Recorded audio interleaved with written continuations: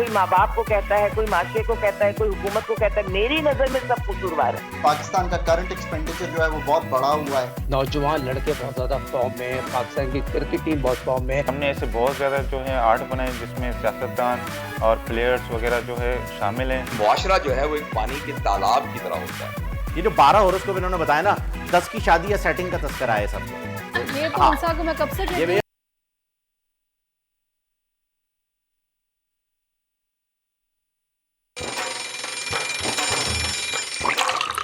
आजकल जिंदगी ही सुबह आउट ऑफ कंट्रोल है, दुनिया बोल है, तेरी दुनिया बोल है।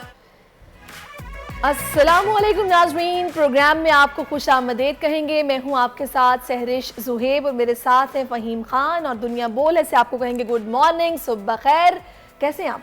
अल्लाह का शुक्र, आप बताइए सैरिश खैरियत से ठीक ठाक? मैं बिल्कुल। आज ब्लैक डे मना रहे हैं आप? भाई हम तो हर रोज ही ब्लैक डे बना लेते हैं, क्योंकि हमें ऐसा लगता है कि काला रंग जो है वो भी रंगों में से ही एक रंग है। वो किसी चीज को रिप्रेजेंट नहीं करता, लेकिन हाँ बहुत सारे लोग हैं जिन्हें ऐसा लगता है कि रंगों से रिप्रेजेंटेशन होती है। और ये शायरों की शरारतें हैं ज्यादातर। मैं आपको बताऊं, मुझे लगता है कि मर्दों को ये लगता है कि काला रंग पहन के बहुत डैशिंग लगता है। मैं तो पिंक भी पहन कर आया था, अगर हमने बारबी डे आपको याद हो तो। मैं कलर्स के साथ मैं बिल्कुल बहुत जस्टिफाई करता हूँ मैं कलर्स को। मैं हर रंग की जो है बड़ी इज्जत करता हूँ और हर रंग जो है वो पहनना चाहिए, इसमें कोई टेंशन की बात नहीं है। और आज जब इज्जत की बात आ ही रही है तो आज आपको ये बताया चले नाजरीन कि आज सीनियर सिटीजन डे भी है, जिसके मुनासबत से ही आज का कोट ऑफ द डे है, जो कि हम आपके सामने पेश करने लगे हैं। जी बिस्मिल्लाहिर्रहमानिर्रहीम। सूरह बनी इसराइल में इरशाद बारी ताला है, और माँ बाप के साथ अच्छा सलूक करो। अगर तेरे सामने उनमें से एक या दोनों बुढ़ापे को पहुंच जाएं तो उनसे हु यानी उफ तक ना कहना और उन्हें ना झड़कना और उनसे ताजीम की बात कहना। आज बुजुर्गों का आलमी दिन है और इस्लाम में हमें दर्स दिया है कि हम अपने बड़ों की ताजीम के बल्कि उनसे ताजीम से पेश आए सैरिश, और उनकी इज्जत करें। और अगर फ़हीम वालिदैन बूढ़े हो चुके हैं तो उनकी खिदमत करते रहे, यहाँ तक कि उन्हें उफ भी ना कहें। आज मगरिब को देखा जाए तो वहां पर हम उनके देखा देखी यहाँ पर ओल्ड एज होम तामीर होना शुरू हो गए हैं और लोग अपनी दुनिया के चक्कर में जन्नत को हाथों से गंवा रहे हैं। अल्लाह से दुआ है कि वो हमें वालिदैन की हकीकी मानों में खिदमत करने का जज्बा अता फरमाएं और हम उनकी खिदमत करें और अपनी आखिरत संवारें, क्योंकि आज हम उनकी खिदमत करेंगे तो आगे चलकर हमारी औलाद हमारी खिदमत करेगी। और इसी अच्छी बात के साथ, इसी दुआ के साथ हम आगे बढ़ेंगे और अब शामिल करेंगे बड़ी खबर। रानीपुर में तड़प तड़प कर जान देने वाली फातिमा के केस में नए हकाइक सामने आ गए। 10 साल बच्ची के साथ पोस्टमार्टम रिपोर्ट में रेप की तस्दीक। ये केस पूरे मुआशरे के लिए सवालिया निशान है। पेट्रोल के बेलगाम दाम, डॉलर की ऊंची उड़ान, अवाम बिजली के बिलों से परेशान। निगरान सेटअप के लिए मसाइल के अंबार खड़े हैं। क्या माशी बेहतरी के लिए निगरान सेटअप के पास कोई प्लान मौजूद है? जानेंगे आज के प्रोग्राम में। कौमी हीरोज और अफवाज पाकिस्तान को खिराजी तहसीन पेश करने का मुनफरिद अंदाज। रेत से बने शाहकार दुनिया भर में मकबूल। मुनफरिद सैंड आर्ट के पाकिस्तानी फनकारों से आपकी मुलाकात करवाएंगे। और रहीम यार खान के पीएचडी स्कॉलर का इनकलाबी प्रोजेक्ट खराब फलों से कारामद मसनूआत में तब्दील करने का तरीका ढूंढ निकाला। एहसन फरीदुद्दीन आज दुनिया बोल में हैं मेहमान। ये तो थी वो तमाम बड़ी खबरें जिन पर आज डिटेल में हम बात करेंगे। बात करते हैं ट्रेंड्स की तरफ, तो सदर आरिफ अलवी ये टॉप ट्रेंड में शामिल है। आरिफ अलवी की ट्वीट ने सियासी मंजरनामे में खलचल मचाई हुई है, जिसमें आर्मी और ऑफिशियल सीक्रेट एक्ट की मंजूरी पर सवालिया निशान लग गया है। ट्वीट में कहा गया है कि इन्होंने बिल्स पर दस्तखत नहीं किए। लिखा कि दोनों बिलों से इत्तफाक नहीं करता। अमले को दस्तखत के बगैर बिल्स वापस भेजने का कहा। मेरी मर्जी और हुक्म को मजरू किया गया और बिल से मुतासर होने वालों से सबसे मैं मुआफ़ी मांगता हूँ। सदर पाकिस्तान पर मुल्की सियासी शख्सियात ने भी तशवीश का इजहार किया, जबकि इस ट्रेंड में सारिफीन आरिफ अलवी के बयान पर उन्हें सपोर्ट कर रहे हैं और अब तक तकरीबन 3.5 लाख से ज़ायद सारिफीन ट्वीट्स कर चुके हैं। मामला खैर अदालत जाएगा, उसके बाद आगे पता चलेगा क्या होता है। बिल्कुल ऐसा ही है। आरिफ अलवी साहब ने तो बड़े कसमें खाई हैं अपने ट्वीट के अंदर कि जी खुदा की कसम मैं नहीं हूँ, देखते हैं क्या होता है। और उसके बाद बहुत ज़्यादा जब इन्हें ट्वीट किया गया, काफ़ी इनकी सपोर्ट में भी है, काफ़ी ट्रोल भी कर रहे हैं, लेकिन ये तो ट्विटर का हुस्न है, चलता ही रहता है। अगला हैशटैग है जी स्पेन, क्योंकि फीफा वुमेन्स वर्ल्ड कप में पहली मरतबा स्पेन ने इंग्लैंड को शिकस्त देकर वर्ल्ड कप का टाइटल जीत लिया है। सिडनी स्टेडियम में खेले जाने वाले फाइनल के सनसनीखेज मुकाबले में स्पेन की टीम ने इंग्लैंड की टीम को 1-0 से शिकस्त देकर आलमी चैंपियन का ताज अपने सर सजा लिया है। ट्रेंड में सार्फिन स्पेन की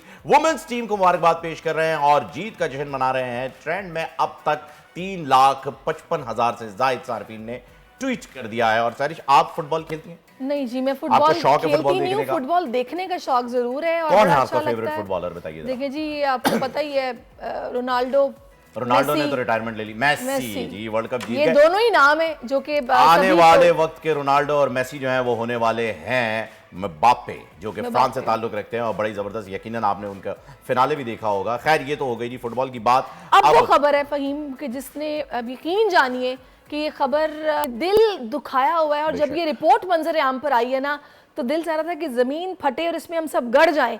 मतलब गाड़े हैं जिन्होंने ये किया है। मतलब आप देखिए कि इंसानियत से हैवानियत तक का सफर हमने इतनी जल्दी तय कर लिया है कि सफाकियत, अब मेरा ख्याल है कि ये जुल्म अब इतना आम हो चुका है कि शायद क़यामत अब नजदीक है। बेशक क़यामत खुद बताएगी क़यामत क्यों जरूरी थी। अब आप अंदाज़ा लगाइए इस खबर के हवाले से कि इस शख्स ने बोला कि मैंने सीसीटीवी खुद दी है। इतना बड़ा झूठ, एक तो चोरी, ऊपर से सीना जोरी, कि प्रेस कॉन्फ्रेंस कर रहे हैं और आके बता रहे हैं कि मैंने दिया। और अगर इस बच्ची की इस तरीके से डेथ ना हुई होती, कैसे मुमकिन है कि एक बंदा अपने बेडरूम की फुटेज देगा, जनाब ये देखें जी बच्ची तड़प रही थी और ये मर गई और ये फुटेज मैंने दी है। ऐसे फैनेटिक लोग, मतलब क्या इन्हें कहा जाए, इनकी सोच ऐसी है कि मुझे पहली बात तो ये बताइए, अपने बेडरूम में सीसीटीवी कैमरा कोई किस मकसद से लगाता है? अपने बेडरूम के अंदर कौन शख्स कैमरा लगाते हैं? सिर्फ उस सोच के लोग लगाते हैं जिस जहनियत को खत्म करने की हम कोशिश कर रहे हैं और माशरा ये चाह रहा है उन चीजों को बैन किया हुआ है, वेबसाइट्स को बैन किया हुआ है। ऐसी सोच रखने वाले लोग, और आप सब नाज़रीन समझते हैं कि ये कौन है। बिल्कुल, इस वक्त हमें समाजी रहनुमा है आलिया सारिम साहिबा ज्वाइन कर चुकी है। अस्सलाम वालेकुम आलिया साहिबा।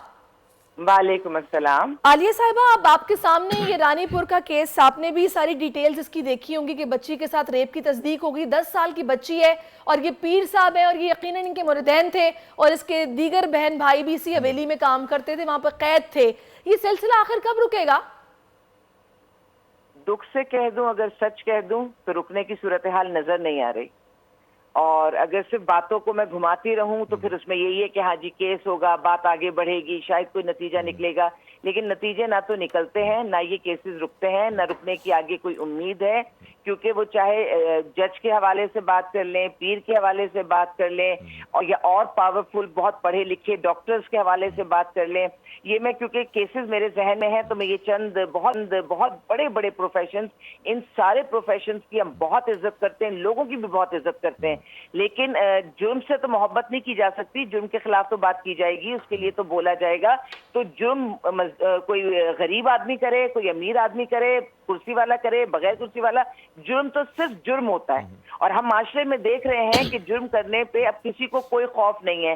तालीम का बड़ा चर्चा है, लेकिन उस तालीम याफ्ता लोगों में भी हम देखते हैं सारी चीजें हो रही हैं। फिर इल्जाम ये होता है, कोई माँ बाप को कहता है, कोई माशरे को कहता है, कोई हुकूमत को कहता है मेरी नजर में सब कसूरवार है, मेरी नजर में सिर्फ ये बच्चे बेकसूर हैं, मेरी नजर में सिर्फ वो मजलूम बेकसूर है जिसके ऊपर ये ज्यादती हो। वो 10 साल की बच्ची जो पता नहीं क्या समझती होगी, अपने माँ बाप के हवाले से भी बहुत अच्छा सोचती होगी, माशरा के लिए, हुकूमत के लिए, लेकिन जब उसके साथ ये जुल्म ज्यादती होगी, हो रही होती होगी और दुनिया से भी जो भी चीजें उसने देखी, उसके दिल पर क्या गुजरती होगी कि मैं किसकी अजीज हूँ, मैं आप किसकी ये प्यारी अंदाजा हूँ। लगाइए, मैं तो ये बात सोच रही थी कि छोटे बच्चे बड़े मासूम होते हैं, जाहिर है अभी तो दुनिया में वो आए हैं, 10 साल की बच्ची है ये। जब उसने इस दरिंदे को उस कैफियत में देखा होगा, किस मेंटल ट्रॉमे से वो गुजरी होगी, आप इसका अंदाजा लगाएं। उसके बाद आप ये देखें कि उस कमरे में चिल्लर चल रहे हैं और ये अच्छा खासा मोटा आदमी जो पीर है, ये कंबल लेके सो रहा है और वो बच्ची नीम भरना बगैर कपड़े के उस चिल्लर वाले कमरे में तड़प रही है और उसको कुछ पता ही नहीं। उसको कुछ, उस बेचारी को तो यही पता होगा कि शायद मैं किसी जहन्नुम में हूँ और जहन्नुम से मुझे कौन निकालेगा। और मैं ये समझती हूँ कि इस किस्म की चीजें देखने के बाद क्या अगले केस पे हम बात नहीं कर रहे होंगे। और दूसरी बात ये है कि इन चीजों पे अगर इंसाफ मिल रहा हो तो ये पीर, अभी पीर के लिए ज्यादा बात करें तो इनके जो मुरीद होते हैं, आपकी सोच होगी कि उनको कितनी तकलीफ होती है। अरे किस चीज का पीर, अल्लाह ताला ने सारी चीजें हमें अता की हुई हैं, अगर उन पे चले और हम हर दीवार पे पीर बाबा आशिकी है तो वो आपको अंजाम तक पहुंचा देंगे, महबूब दिला देंगे, कदमों में कर देंगे, इम्तिहान में नंबर आ जाएंगे, हर नहीं आलिया चीज हो साहिबा, जाएगी। ये मेरा ख्याल है कि वहाँ पे कल्चर भी है। ये जिन पीरों की आप बात करेंगे वो दूसरे पीर हैं, ये दूसरे पीर हैं जिन्होंने वहां पर सारे मुरीदैन को अपनी रियाया बनाया हुआ है, जो कि मजबूर लोग हैं, अपने बच्चों को इनकी खिदमत के लिए छोड़ते हैं और उनको ये भी नहीं पता होता कि बच्चों के साथ हो क्या रहा है और ना मिलने देते हैं। इनकी बीवियां इनके साथ शामिल हैं जो कमरे में आके देख रही कि मेरा शौहर कर क्या रहा है, और वो सोया पड़ा हुआ है, बच्ची मर रही है और वो उसके बाद घबराती फिर रही है कि हो क्या गया, कर क्या दिया उसके साथ। मजलूम है, देख उन्हें नहीं पता, वो मजलूम है, उन्होंने बच्चे छोड़ दिए, कुछ नहीं। लेकिन मुझे एक बात बताइए, एक मुर्गी को पता है कि बच्चे की हिफाजत कैसे करनी है, सांप से लड़ती है और कील से लड़ती है, मुर्गी को मालूम है ये बात औरत को, माँ को, माँ बाप को नहीं मालूम है। इस चीज पे मैं ये जरूर समझती हूँ कि जहालत है या बेबसी होगी के मिलता, बहुत चीजें मानती हूँ, लेकिन अल्लाह ताला ने के अंदर ये सारी तो ये भी आपकी आवाज कुछ हम तक सही से पहुंच नहीं पा रही आलिया साहिबा। इस वक्त वालिदैन को भी ये सोचने की ज़रूरत है कि वो तो इलाके के सारे बड़े बड़े लोगों के पास भेजते हैं। आलिया बा, आवाज़ आ रही है आपको क्लियर? जी मुझे आ रही है। जी अपना जवाब कंप्लीट कर लीजिएगा आप प्लीज। अच्छा, मैं ये कह रही हूँ कि मैं तो उस मुर्गी को जानती हूँ जो सांप से लड़ती है, कील से लड़ती है, जो ये नहीं सोचती कि उसका अंजाम क्या होगा, वो लड़ और भिड़ जाती है। मैं इन माँ बाप को कैसे ये सोच लूं, मैं ये समझती हूँ बेबसी होगी उनकी, लेकिन इस तरह से छोड़ देना अपनी औलाद को। और अगर आप बेबसी से ज्यादा, कता कलामी की माफी चाहूंगा, बेबसी से ज्यादा उन्हें इस बात का यकीन था कि ये शख्स हमारा जो है मुर्शिद है, ये शख्स जो है वो हमारे लिए बेहतर करेगा, इस शख्स की दुआएं जो है हमारे हक में बेहतर हैं, तो अगर इस शख्स की खिदमत के लिए हमारे बच्चे लगे रहेंगे तो वो कुछ ना कुछ जरूर हासिल करेंगे। ये उनका यकीन जो है वो इसमें ज्यादा था, नजरअंदाजी से ज्यादा, जो कि नजर आ रहा है। बहरहाल आपके पास तो ऐसे बेतहाशा केसेस आते रहते हैं, मीडिया पर तो बहुत ही कम ये केस रिपोर्ट होते हैं। अगर परसेंटेज का हिसाब लगाया जाए मुश्किल से 2 से 2.5% केसेस रिपोर्ट होते हैं मीडिया पे। बाकी जो केसेस जिनके साथ आप डील कर रही हैं, अगर आप बताएं कि कितने इस वक्त नुमाया हैं तो जरा नाजरीन को भी पता चले और हमें भी पता चले कि हो क्या रहा है माशरे में। देखिए, हम उस जगह की बात कर रहे हैं, मैं आपको कराची शहर के हवाले से केसेस बता रही हूँ कि ये चीज, ये एक सोच है, ये जहनी एक सोच है, ये हमारे शहरों में भी मौजूद है। ऐसे केसेस हैं कि अपनी बच्ची को जरा कोई नफ्सियाती मसला हुआ या कोई बात हुई तो फौरन पीर आ गए, घरों में आ गए। ऐसे केसेस हुए कि घर के अंदर बच्चियों को ज्यादती का निशाना बनाया और घर के अंदर लाने वाले घर के बड़े ही थे और ये सोचकर उनको अंदर लाए थे कि ये रात को कोई अमल करेंगे और सारी चीजें निकल जाएंगी हमारी बच्ची के जिस्म से। और उन्होंने अंदर आके सारी माँ बाप सबको खाने में कुछ मिला कर दिया और उसके बाद उस घर में, जिस घर की 4 दीवारी में उस बच्ची की इज्जत महफूज होनी चाहिए थी, वहीं खत्म की गई है। और ये किस किस्म की जहनी, मैं कहती हूँ ये जहालत से भी बदतरीन है। तो इसका शहर और गांव से भी कोई लेना देना नहीं। क्या शहरों में ये मुरीद लोग नहीं रहते? क्या शहरों में ये तरह की चीजें? मैं आपको बताऊं आलिया साहिबा, ये पूरा एक नेक्सस है। इसमें आप ये देखेंगे जिस डॉक्टर ने उसका चेकअप किया वो खामोश था और जिस यहाँ पर ये जो थाना था उसने कोई कार्रवाई नहीं की है। ये सब आपस में मिले हुए हैं और आपको पता है कि जब बच्ची का पोस्टमार्टम हुआ है तो उसकी लाश गलने के पहले मरले में थी। दैट मीन्स कि वाकया भी नया नहीं है, इसको काफी दिन गुजर चुके हैं। ये तो भला और जैसे सीसीटीवी फुटेज जिस तरह वायरल कर दी है, सोशल मीडिया पर डाल दी, वरना इस पीर का धंधा तो चलता रहता। बिल्कुल ऐसा ही है। अच्छा, हमारे साथ हमारे नुमाइंदे भी मौजूद हैं। सहरिश इस वक्त रानीपुर से ही हैं, नदीम शेख, उनसे भी बात कर लें। आप हमारे साथ रहिएगा, बराह रास्त उनसे बात कर लेते हैं। जी बताइएगा नदीम, इस वक्त क्या सूरत हाल है? रानीपुर के पीर असद शाह की हवेली में हलाक होने वाली बच्ची फातिमा वाक़े के मरकजी मुलजिम पीर असद शाह को आज रानीपुर की मकामी अदालत में पेश किया जाएगा। 4 रोज़ कबल रानीपुर की मकामी अदालत ने मुलजिम असद शाह को जिस्मानी रिमांड पर पुलिस के हवाले किया गया था। आज जो है दोबारा मुलजिम असद शाह को रानीपुर की मकामी अदालत में पेश किया जाएगा। मैं आपको ये भी बता दूँ कि बच्ची फातिमा की कब्र कशाई के बाद जो पोस्टमार्टम किया गया था और पोस्टमार्टम की इब्तदाई रिपोर्ट जो है वो भी जारी की गई है, जिसमें ये बताया गया है कि फातिमा के जिस्म के मुख्तलिफ हिस्सों पर तशद्दुद के निशानात हैं और ये भी बताया गया है कि बच्ची पर जो है जिनसी ज़्यादती का भी खदशा है। मैं आपको ये भी बता चलूँ कि आज वो रिपोर्ट है वो भी रानीपुर की अदालत में पेश की जाएगी। मैं आपको ये भी बता चलूँ कि मुलज़िम असद शाह को रानीपुर की अदालत में पेश करने के जो इंतज़ामात हैं वो मुकम्मल किए गए हैं। जी ठीक है, आपने हमें अपडेट किया, आपका बहुत शुक्रिया। बचा आलिया साहिबा, आज उसको, इस दरिंदे को अदालत में पेश किया जाएगा, आप क्या कहेंगी, होना क्या चाहिए, इस शख्स के साथ क्या होना चाहिए कि आइंदा इससे इबरत मिले बाकी लोगों को और इस तरह ना करें बच्चों के साथ?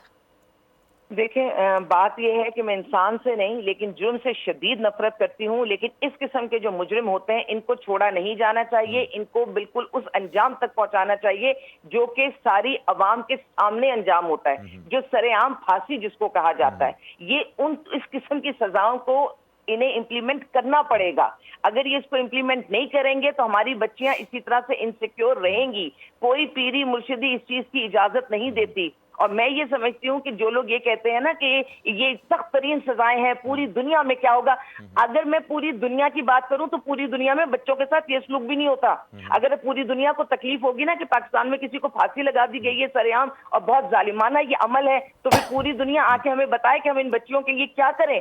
हमें हर हाल में, हम अपनी कौम को जानते हैं, हम अपने लोगों को जानते हैं, अगर ये इंतहाई जालिम बनेंगे तो इन्हें पहले आलिया साहिबा, हमें घर के अंदर से भी मामलात को ठीक करना पड़ेगा। जो लोग इसके साथ मिले हुए थे, जिन्होंने इसको यहाँ तक नहीं पहुंचने दिया, उनके खिलाफ भी तो कार्रवाई बनती है ना। मुझे ये बताइएगा कि अब वो डॉक्टर या ये पुलिस जब जो यहाँ पर था सरबरा, उसने क्यों नहीं कुछ किया? उनके खिलाफ कार्रवाई कब होगी? देखें, ये टीम वर्क है, ये पूरा टीम वर्क है। ये चाहे वो पुलिस हो, चाहे वो डॉक्टर हो, ये जो पीर साहब होंगे ये इतनी आसानी से सारा काम कर गए होंगे और करते रहे होंगे।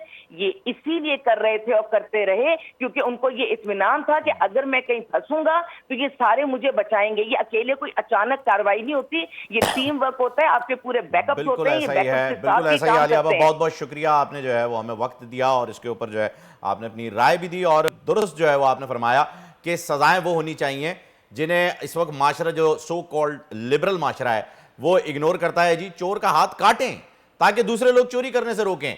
ये जो जानी है इन्हें संसार करें ताकि अगलों के लिए इबरत साबित हो और कोई ये हरकत करने से रुके। अगर आज जैनब के कातिलों को, जैनब के साथ ज्यादती करने वालों को सजा मिल गई होती तो ये सब कुछ नहीं हो रहा होता। अगर हम रिजवाना का केस जो कि अभी इसी महीने के अंदर हुआ है उसके ऊपर बात कर लेते तो सहरी ये सब नहीं होता। हमें ये करना जरूरी था। दी गई थी लेकिन सरेआम नहीं दी गई थी। सरेआम ये सजा देखें, जानी की सजा संसार है, इस्लाम यही कहता है। जो सजाएं हैं वो किसी वजह से हैं। इस्लाम जालिमों का मजहब नहीं है, ये अमन पसंद लोगों का है। ये लोगों को इबरत देने के लिए हैं ये सजाएं। अगर लोग देखेंगे इस चीज को तो उन्हें इबरत हासिल होगी और फिर वो ये सब नहीं कर पाएंगे। ये बहुत जरूरी बात है जो कि होनी चाहिए थी और आलिया आपा ने इस पर रोशनी भी डाली। मैं जाते जाते बस ये अपील करूंगी इस टॉपिक से बिलावल भुट्टो जरदारी साहब से, आसिफा साहिबा से कि प्लीज खुद से इस केस को देखें और जो मुजरिमान इन्हें कैफरे किरदार तक पहुंचाना बहुत जरूरी है और वो बच्चे जो इनके रियाया हैं या कैद में इनकी, प्लीज उनको बाजियाब करवाएं। आगे बढ़ेंगे, वैसे तो अदालत का हुक्म भी आ गया लेकिन अगर ये भी देखेंगे तो ये जल्दी मामला हल होगा। आगे जनाब बढ़ते, शदीद महंगाई में बिजली की बढ़ती कीमतें मिडिल क्लास पाकिस्तानियों के लिए ज़हनी अजियत का बायस बन रही हैं। जायद बिल अदा करने से घरों का बजट शदीद मुतासिर है। स्कूलों की फीसें हैं, खाने पीने के लिए राशन की रकम है, बिजली के बिलों में अदा करने वाले शहरी बड़े परेशान हैं। इसी हवाले से हम बात करेंगे कि शहरी किस अजियत का शिकार हैं। इस्लामाबाद से मलिक सईद अवान ने हमें ज्वाइन किया है। मलिक सईद, बताएगा क्या रद्द-ए-अमल दे रहे हैं शहरी इस परेशानी के आलम में?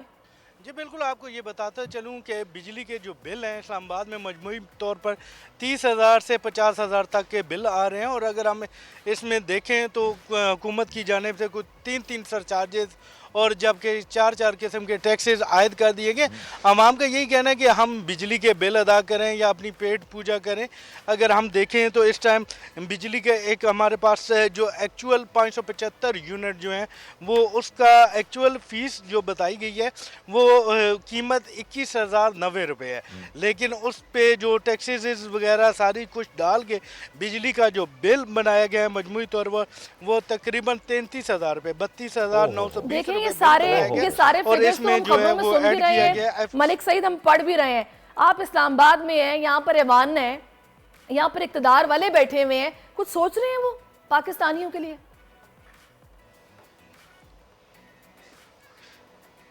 नहीं, जो सबका हुकूमत है उसने जाते जाते 7.5 रुपये तक का जो इजाफा किया है, वो इजाफा अगर हम देखें तो उसके बाद बिजली के बिल इतने ज़्यादा आ रहे हैं कि लोगों के लिए जो है वो बिल अदा करना बहुत ज़्यादा मुश्किल हो गया। और लोग यही सोच रहे हैं कि वो अपनी बिजली की जो है वो कटवा दें, क्योंकि अगर वो बिजली का बिल अदा करते हैं तो घर का फिर वो बजट जो है वो पूरा नहीं कर सकेंगे, रोटी कहाँ से खाएंगे। हमारे साथ एक सारफ मौजूद है, उनसे जानते हैं वो बिजली आप में क्या कहेंगे, जो बिल आए हैं वो क्या सोच रहे हैं मलिक सईद?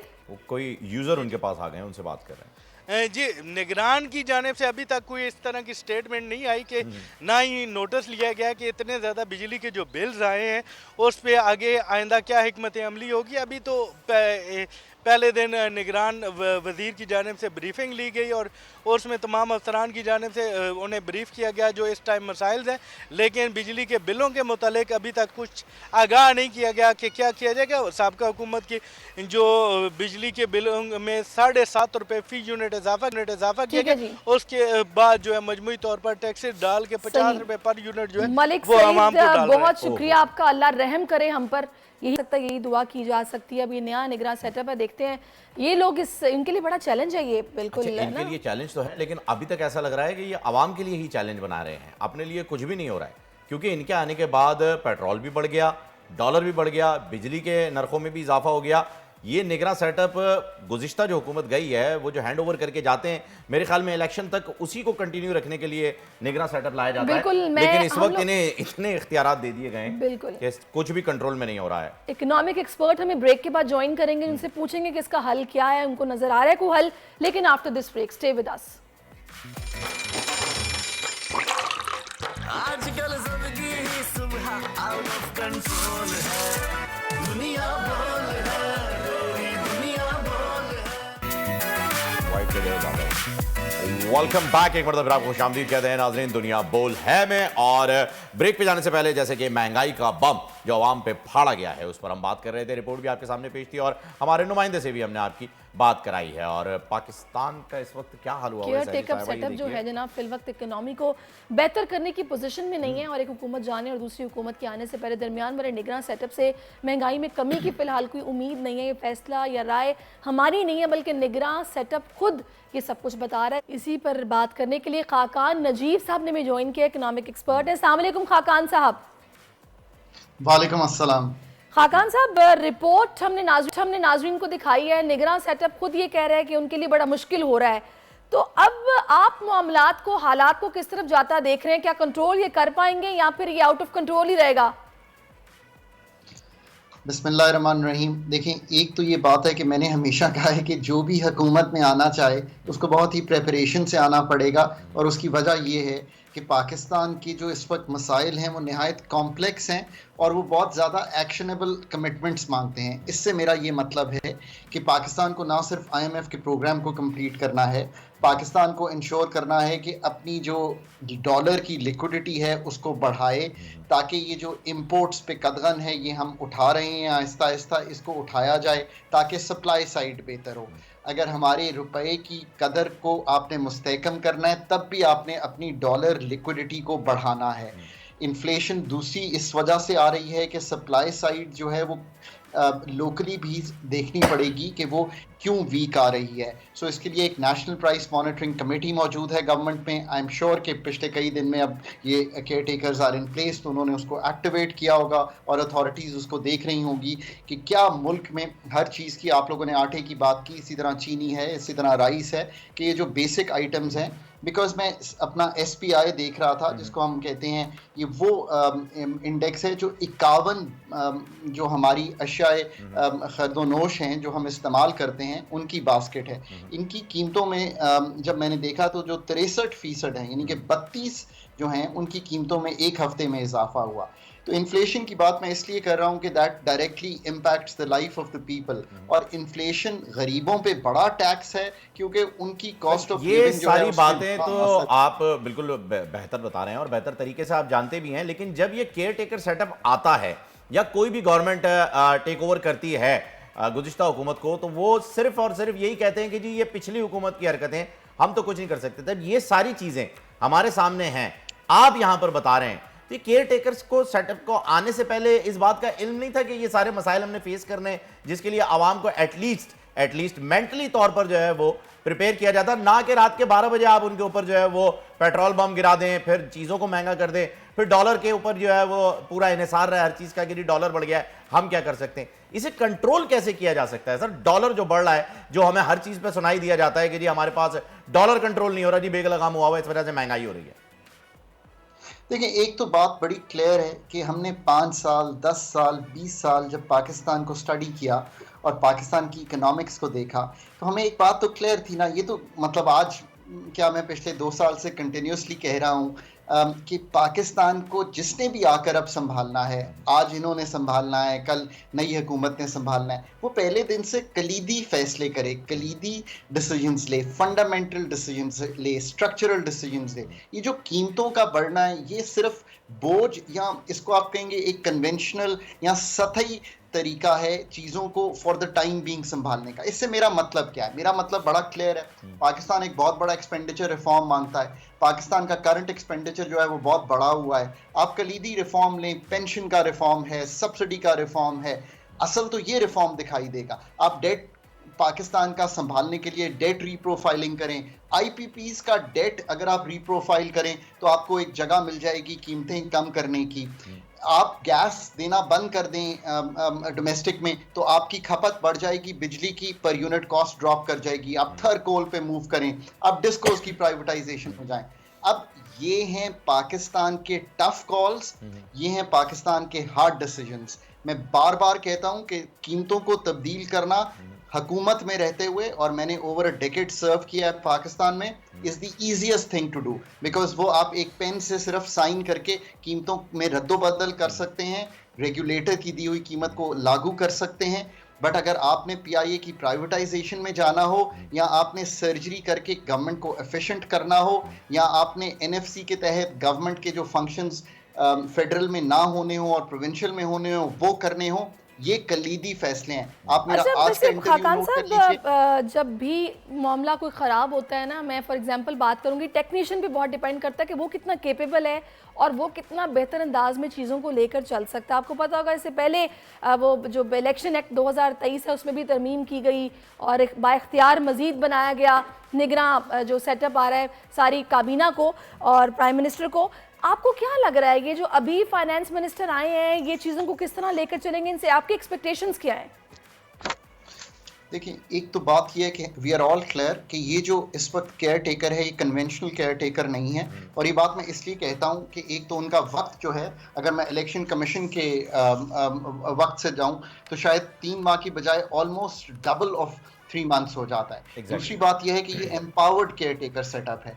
तीसरी बात इसमें एक और भी है जो हमें कर लेनी चाहिए कि जो एस्टैब्लिशमेंट है वो कई इनके साथ काम करने को तैयार है। फॉर एग्जांपल जो इन्वेस्टमेंट काउंसिल है उसका काम, एग्रीकल्चर प्रोडक्टिविटी का काम, पाकिस्तान में आईटी सेक्टर में काम करना हो उसका काम, ये मिनरल्स का काम, ये आपके बिल्कुल सामने है। सो ये तो केयर टेकर सेटअप कन्वेंशनल है ही नहीं है। फिर वो प्राइवेटाइजेशन को आगे बढ़ाना चाहती है एस्टैब्लिशमेंट, और वो एक कलीदी रोल प्ले करना चाहती है और पीछे से सपोर्ट कर रही है। सो इनसे एक आम उम्मीद तो हम नहीं कर सकते। डे टू डे का काम तो नहीं ये कर रहे। ये तो प्राइवेटाइजेशन जो ऑन गोइंग है उसमें कलीदी फैसले कर सकते हैं। जो PPP जिसे पब्लिक प्राइवेट पार्टनरशिप कहते हैं उसमें कलीदी फैसले कर सकते हैं। इंटर गवर्नमेंटल ट्रांसफर्स में कलीदी फैसले कर सकते हैं। IMF के प्रोग्राम की कंप्लीशन में कलीदी फैसले कर सकते हैं। अब आप पूछिए कि मैंने ये 4 चीज़ें क्यों आपके सामने रखी हैं, कुछ और नहीं रखा। इसलिए कि जब आइन में तरमीम हुई थी तो आइन की तरमीम की वजह से इन 4 एरियाज में ऑन गोइंग प्रोजेक्ट्स में काम करने की स्पेसिफिक इजाज़त जो है दी गई थी कि ये केयर टेकर सेटअप कर सकता है। और जो आखिरी बात है वो ये है कि ये चूँकि IMF के प्रोग्राम में है, मुझे इस वक्त जो सबसे ज़्यादा तशवीश जुलाई के नंबर्स को देख के हो रही है उसमें मैंने SPI का जिक्र किया, पर मैं करंट अकाउंट को देखता हूँ तो वो $803 मिलियन पे है। हमारी जो इम्पोर्ट्स हैं वो बहुत ज़्यादा हुई। करंट अकाउंट का जो सरप्लस आ रहा था पिछले कई माह का, वो एक ही माह में इरोड हो गया है। SPI तो पिछले हफ्ते का है, सो उसमें तो मतलब इनको खुद बहुत तशवीश होनी चाहिए। इसी तरह आप एक्सपोर्ट्स को देखें तो उसमें एक गिरावट है, रेमिटेंसेस में गिरावट है। ये सारी चीज़ें अगर आप देखेंगे तो ये जो हम कह रहे हैं ना कि जी तसलसल होना चाहिए पॉलिसीज का, मैं निहायती माजरत से आपके सामने ये बात रखूंगा कि I think they have to start rethinking the policies, they have to start reorganising. चलें, अभी जो डॉक्टर शमशाद अख्तर हैं, अल्लाह करे कि वो चीज़ों को बेहतर अंदाज में आगे लेकर चलें। बहुत ज़्यादा तब्दील तो वो नहीं कर पाएंगे, लेकिन एटलीस्ट अगर कोई इस तरह की बम्बार्टमेंट होगी उसको मे भी कुछ कंट्रोल कर पाएँ, चीज़ें बेहतर हों। बहुत शुक्रिया आपका खाकान नजीब साहब, आप हमारे साथ मौजूद रहे और आपने अपना तज्जिया में दिया।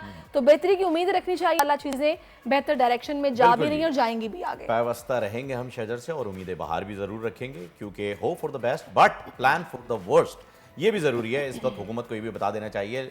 और प्लानिंग की जहाँ पर हम बात करें नाजरीन, तो आपको बताएं कि इंडिया ने वर्ल्ड कप का इवेंट तो होस्ट करने की तैयारी कर ली, लेकिन एक मरतबा फिर सुनने में ये आ रहा है कि उसका स्केड्यूल चेंज किया जा सकता है, क्योंकि जी ये संभल नहीं रहा है। हाथी खरीद लिया है इंडिया ने, पाल नहीं पा रहे हैं, हम रखने की भी जगह नहीं मिल रही है उन्हें। इस वजह से एक बार फिर ये हो सकता है कि स्केड्यूल चेंज हो जाए, तो इसके लिए आप लोग ज़हनी तौर पर तैयार रहिएगा। अलबत्ता बात कर लेते हैं सारी, जब पाकिस्तान और अफगानिस्तान के दरमियान होने वाले वनडे सीरीज़ की शुरुआत की, जो कि पहला वनडे कल होगा और दूसरा 24, तीसरा जो है सीरीज़ का आखिरी वनडे 26 अगस्त को खेला जाएगा। लेकिन खबर यह है कि कल होने वाले पहले मैच से पहले 7 रुकनी पैनल का ऐलान कर दिया गया है। आमिर सुहेल साहब भी उसमें शामिल हैं और दीगर नाम भी उसके अंदर शामिल किए गए हैं। बाकी देखते हैं कि कौन कौन से कमेंटेटर साथ होंगे। इसके लिए साजिद खान साहब हमारे साथ मौजूद हैं, वो इसमें डिटेल में हमें बताएंगे। अस्सलाम वालेकुम साजिद भाई, वेलकम टू द शो। वालेकुम सलाम फहीम खान, आपको शहरीज को दोनों को बहुत बहुत सलाम। बिल्कुल जी, वालेकुम सलाम साजिद साहब। फिर कल कौन सी टीम आपकी फेवरेट है, बता दें, पाकिस्तान या अफगानिस्तान? शहरी यकीनी तौर पर पाकिस्तान फेवरेट है, और पाकिस्तान जो शारजा में 2020 की जो सीरीज़ हारी थी उसमें नाहल मैनेजमेंट थी, कप्तान उस तरह के नहीं थी। Pakistan cricket team white ball में बहुत ही आउटस्टैंडिंग है और बॉलिंग में जिताती है। फ़हीम खान और शहरीज आपको पता है, शाहीन की बात करूँ, हारिस की बात करूँ, नसीम की बात करूँ, बैटिंग आपकी बहुत आउटस्टैंडिंग है। टीम मैनेजमेंट ने बहुत अच्छा काम किया हुआ, पिछले 2.5 महीने से बाबर वहाँ मौजूद है और ये पाकिस्तान क्रिकेट टीम बेहतरीन शेप में है। और जिस तरह फ़हीम खान ने नहायत उम्दा बात की, पाकिस्तान क्रिकेट बोर्ड में स्लैगिंग का सिलसिला जारी है। आप एशिया कप का कमेंट्री पैनल अनाउंस कर दिया, दुनिया का बेहतरीन कमेंटेटर रमीज राजा को दूध पे मक्खी की तरह निकाल दिया है। ये बहुत बड़ी ज्यादती है, ये मेरिट का कत्ल हो रहा है, खुला मेरिट का कत्ल है। आप मुझे बताइए, पहले ये आमिर सुहेल साहब जो फ्रंट पे ज़का अशरफ के साथ हैं और उन्होंने यहाँ बहुत ज्यादती की। हालांकि रमीज राजा श्रीलंका के खिलाफ टेस्ट मैच में कमेंट्री कर रहे हैं और श्रीलंका में जो लीक हो रही है वहां पर कमेंट्री कर रहे हैं। फ़हीम खान आपके साथ भी बैठ के और निहायत ही उम्दा प्रोग्राम करते रहे, बहुत ही नफीस इंसान है। जाना माना नाम क्रिकेट की अगर बात करें तो वर्ल्ड कप के 92 के भी उसमें टीम में शामिल रहे। और इसके अलावा आप कमेंट्री की अगर बात करें, कमेंट्री की, तो one of the best commentator इस वक्त दुनिया में मौजूद है, खा वो अंग्रेजी जबान के हो या उर्दू जबान के, पर उन्हें इग्नोर किया जा रहा है। मुझे बताइएगा साजिद भाई कि ये जो बोर्ड में तब्दीली हो रही है, इसके असरात टीम पर कितने आ रहे हैं? 200% आ रहे हैं। और हमने और शहरीज और आपने बात की थी सेंटर कॉन्ट्रैक्ट में, पीसीबी ने तो कुछ ने टेक दिए, लड़कों ने तो आज तक अभी तक साइन नहीं किए।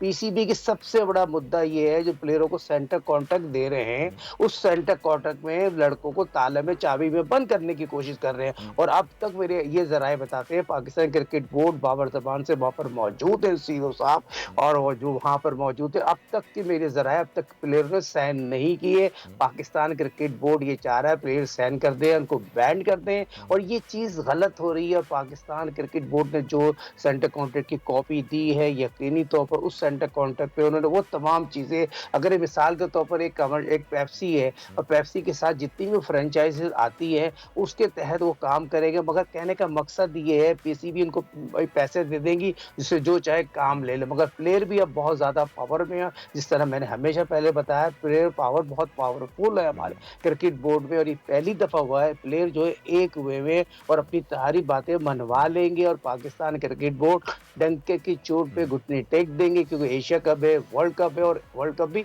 इंडिया में जाकर। फ़हीम खान आपने बहुत प्यारी बात की, इंडिया तो पागल हो गया है, पैनिक हो गया पाकिस्तान के मैचों में। हैदराबाद वाला मैच शिफ्ट कर रहे कर दिया, इनको समझ में नहीं आ रहा। वैसे वो खेलने से पहले ही हार गए। और दूसरा शहरीज ये बताइए, जहां श्रीलंका में पाकिस्तान और इंडिया का 2 तारीख को जो मैच खेला जाएगा 37,000 तमाशाई बैठ रहेंगे और टिकट बिक चुके हैं, जो टिकट जो है बिक चुके हैं, टिकट ब्लैक हो चुके हैं। एक जो फर्स्ट जो वीआईपी टिकट है 1 लाख रुपए का टिकट है और मैं समझता हूँ 37,000 तमाशाई आएंगे। तो इससे अंदाजा लगा रहे हैं टीवी राइट्स पाकिस्तान के पास है और एशिया कप में बिल्कुल सही कह रहे हैं साजिद साहब, इन सब चीजों को मद्देनजर रखा जाएगा। जाहिर है अब भारत ने ये ढोल अपने गले में डाला है तो बजाना तो उसको पड़ेगा। मुझे ये बताएगा कि अभी आगे जाहिर है एशिया कप भी है, वर्ल्ड कप भी है, ये जो सीरीज कल से शुरू हो रही है, कंडीशंस आप किस तरह की देख रहे हैं, पिच कैसी है और किसके लिए फेवरेबल माहौल है, थोड़ा सा बताएंगे इस पाक अफगान सीरीज के हवाले से?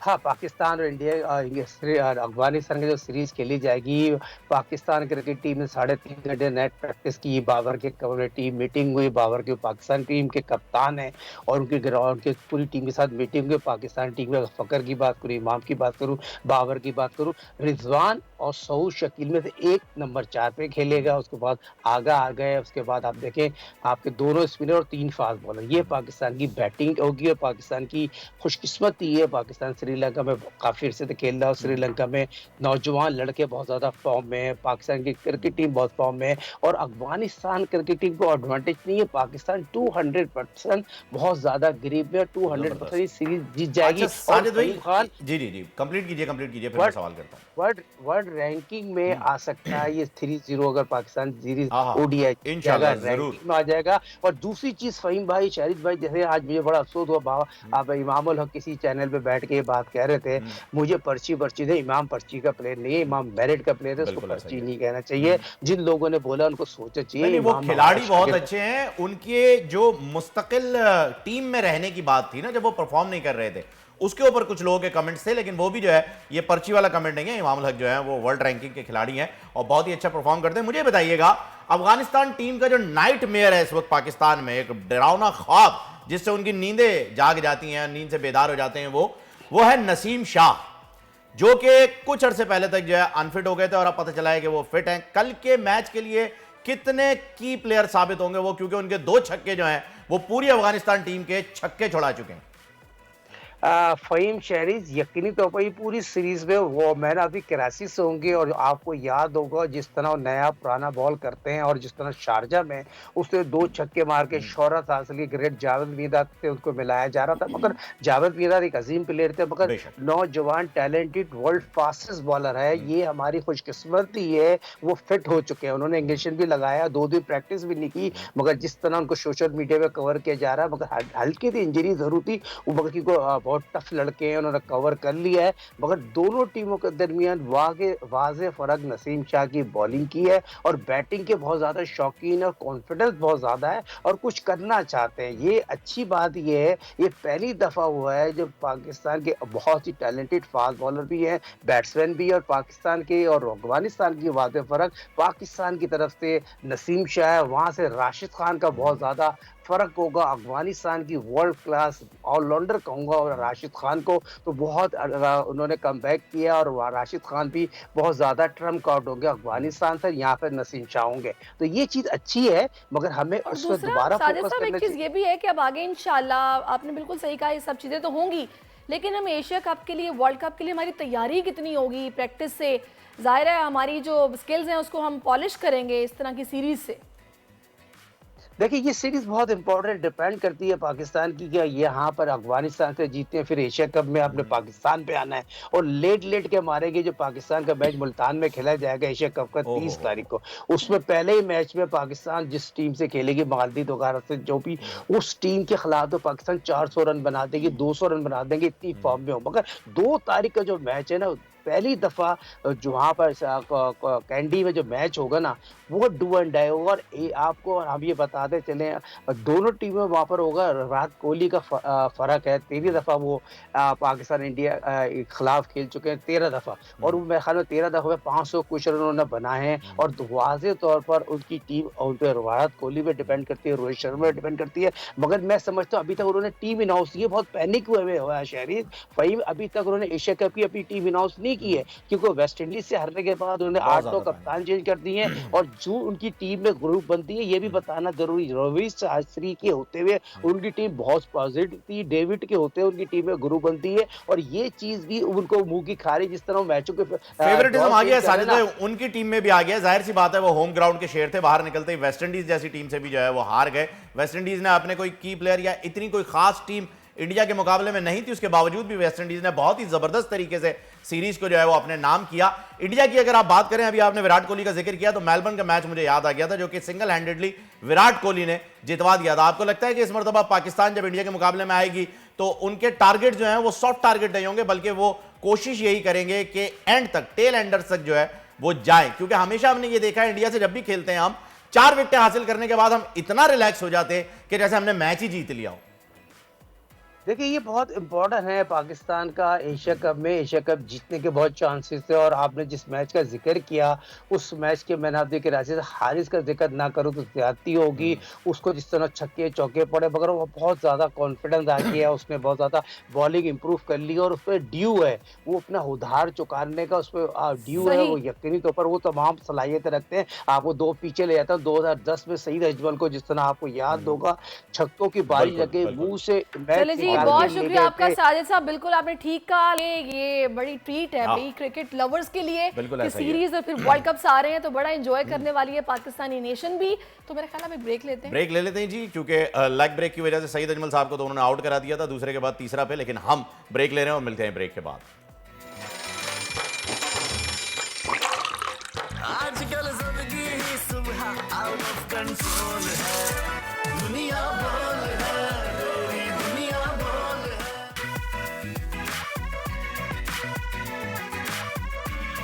जी वेलकम बैक नाजरीन। और बड़े ज़बरदस्त मेहमान आर्टिस्ट हमें ज्वाइन कर चुके हैं स्टूडियोज़ में, इनका तारुफ भी मैं आपसे करवाऊंगी, लेकिन उससे पहले फ़हीम कुछ कहना चाह रहे हैं आप? जी बिल्कुल, मैं यही कहना चाह रहा था कि जी मुल्क का तालीम याफ्ता तबका जो है वो ना सिर्फ आलमी सतह पर पाकिस्तान का नाम रोशन कर रहा है, बल्कि ये साइंस और टेक्नोलॉजी के साथ साथ एक आर्ट जो होता है, परफॉर्मिंग आर्ट, उसमें भी हमने अपना लोहा मनवा रखा है। और इसके साथ साथ कुछ ऐसी सलाहियतें होती हैं, कुछ ऐसी भी चीज़ें होती हैं, कुछ ऐसी बातें होती हैं जो कि आपका एक ऐसे आर्ट फॉर्म होती है जिसे आप लफ्जों में बयान नहीं कर पाते, सिर्फ अपने आर्ट के जरिए बयान करते हैं। हमारी कोशिश ये होती है कि हम आपका तारुफ ऐसी शख्सियात से या फिर ऐसे आर्टिस्ट से करवाएं कि जो कुछ मुनफरिद कर रहे हैं। तो ये जो स्टूडियोज में हमारे मेहमान हैं ये तो सैंड आर्ट इतना जबरदस्त करते हैं कि मैं आपको तस्वीर भी दिखाऊंगी, लेकिन इसके साथ साथ हमारे साथ कुछ ऐसे मेहमान भी हैं जो कि जनाब PhD डॉक्टर है वो, और वो जो खराब फल होते हैं ना उनसे कुछ रिसाइकलिंग करके कुछ नया इजाद करते हैं, कुछ नया बनाते हैं। तो उन्होंने कुदरती वसाइल को ज़ाया होने से बचाने और बेकार फलों को रिसाइकिल करके काबिल इस्तेमाल मसनूआत में तब्दील करने का जदीद तरीका वही मुतारिफ करवा दिया है जी। फरीदुद्दीन साहब ने जो है वो हमें ज्वाइन भी कर लिया है और उनसे बात भी उनकी आप देख सकते हैं कि स्क्रीन के ऊपर भी जो वो काम कर रहे हैं वो आपको नज़र आ रहा होगा। ये दरख्तों से गिरे हुए जो आम हैं उनकी मदद से कोई चीज़ बना रहे हैं, लेकिन ये क्या चीज़ बन रही है ये बात फरीदुद्दीन साहब हमें खुद ही बताएंगे। अस्सलाम वालेकुम फरीदुद्दीन साहब। नीम की नमूली है, जी जी, welcome to the show sir. वालेकुम अस्सलाम सर, सबसे पहले ये बताइए खराब फलों से जो आप चीज़ें बना रहे हैं ये क्या है? क्योंकि ये आम तौर पर अगर हम देखें तो हम तो भाई कराची में रहते हैं, हम मरे हुए बकरी की कढ़ाई भी खा लेते हैं, तो हम तो रिसाइकिल कर रहे हैं चीज़ों को, पर उससे फ़ायदा नहीं नुकसान हो रहा है। आप जो रिसाइकिल कर रहे हैं उससे फ़ायदा किस तरह हो रहा है ये बताएं। जी, ये बेसिकली नीम सीड्स हैं, जो नीम के दरख्त के फल हैं, इनसे हम एक मुफीद किस्म का ऑयल बना रहे हैं जो agriculture, skin care, health care में यूटिलाइज हो रहा है और हमारी मुल्की पैदावार में वो इजाफा कर रहा है और बेशुमार किस्म के मसाइल को हल करने में ये हमारा जो प्रोजेक्ट है वो मदद कर रहा है। नेचुरल रिसोर्स यूटिलाइजेशन का जो प्रोजेक्ट है, बेसिकली इसका थीम ये है कि यूजलेस चीजों को यूजफुल बनाना है पाकिस्तान के जो नेचुरल रिसोर्सेज हैं। तो हमने स्टार्ट किया था नीम के दरख्त के फलों से और हमने इसको प्रोसेस किया, प्रोसेस करके हम इसको मार्केट में कमर्शलाइज कर चुके हैं, क्योंकि यूनिवर्सिटीज में हम एंटरप्रेन्योर। सही, अब मुझे ये बताइएगा, आपने एंटरप्रेन्योर की बात की है तो क्या ये आप लोगों को इस पे कॉस्ट की आई है और आपके लिए सर्वाइव करना कितना मुश्किल है, स्पेशली पाकिस्तान में जो नया बिजनेस शुरू कर रहे हैं उनके लिए? की कंडीशन है क्योंकि हम बिजनेस पढ़ भी रहे हैं, पढ़ा भी रहे हैं, तो बड़ी अनस्टेबल सी है। तो स्टेबिलिटी जो है वो काफी सारे फैक्टर के साथ होती है, लेकिन जहां तक हमारे प्रोजेक्ट की बात है तो हमारा प्रोजेक्ट जो है इसके अंदर स्टेबल रेट ऑफ रिटर्न है, क्योंकि हम लोग ये जो रिसोर्सेज है या ज़ाया होने वाले रिसोर्सेज है, हम इसके अंदर लेबर को इंगेज करके खुद अपने रिसोर्सेज लगा के इसको कलेक्ट करते हैं। तो तकरीबन पाकिस्तान में जो एवरेज रेट ऑफ रिटर्न होता है वो 15% 20% तक होता है। तो हमारा ये जो रेट ऑफ रिटर्न है इसका 20% तक है, क्योंकि हम कोई नया बिजनेस वेंचर है, 4 साल हो गए हमें इसको स्टार्ट किए हुए। हमारी अभी इन्वेस्टमेंट्स भी होती हैं इसमें, कोई ऐसे हिडन एक्सपेंसेस भी सामने आ जाते हैं जो हमें बियर करने पड़ते हैं, लेकिन क्योंकि इसका यूजफुल होना सोसाइटी के लिए बड़ा अहम है तो हम वो एक्सपेंसेस करते हुए भी नहीं पीछे हटते। अच्छा, ये बताइएगा ये तो जो ऑयल है है इसका फायदा क्या है, ये भी बताइएगा, और ये बताएं कि इसे एक्सपोर्ट भी आप कर रहे हैं, और अगर कर रहे हैं तो वो किस शरह पे कर रहे हैं?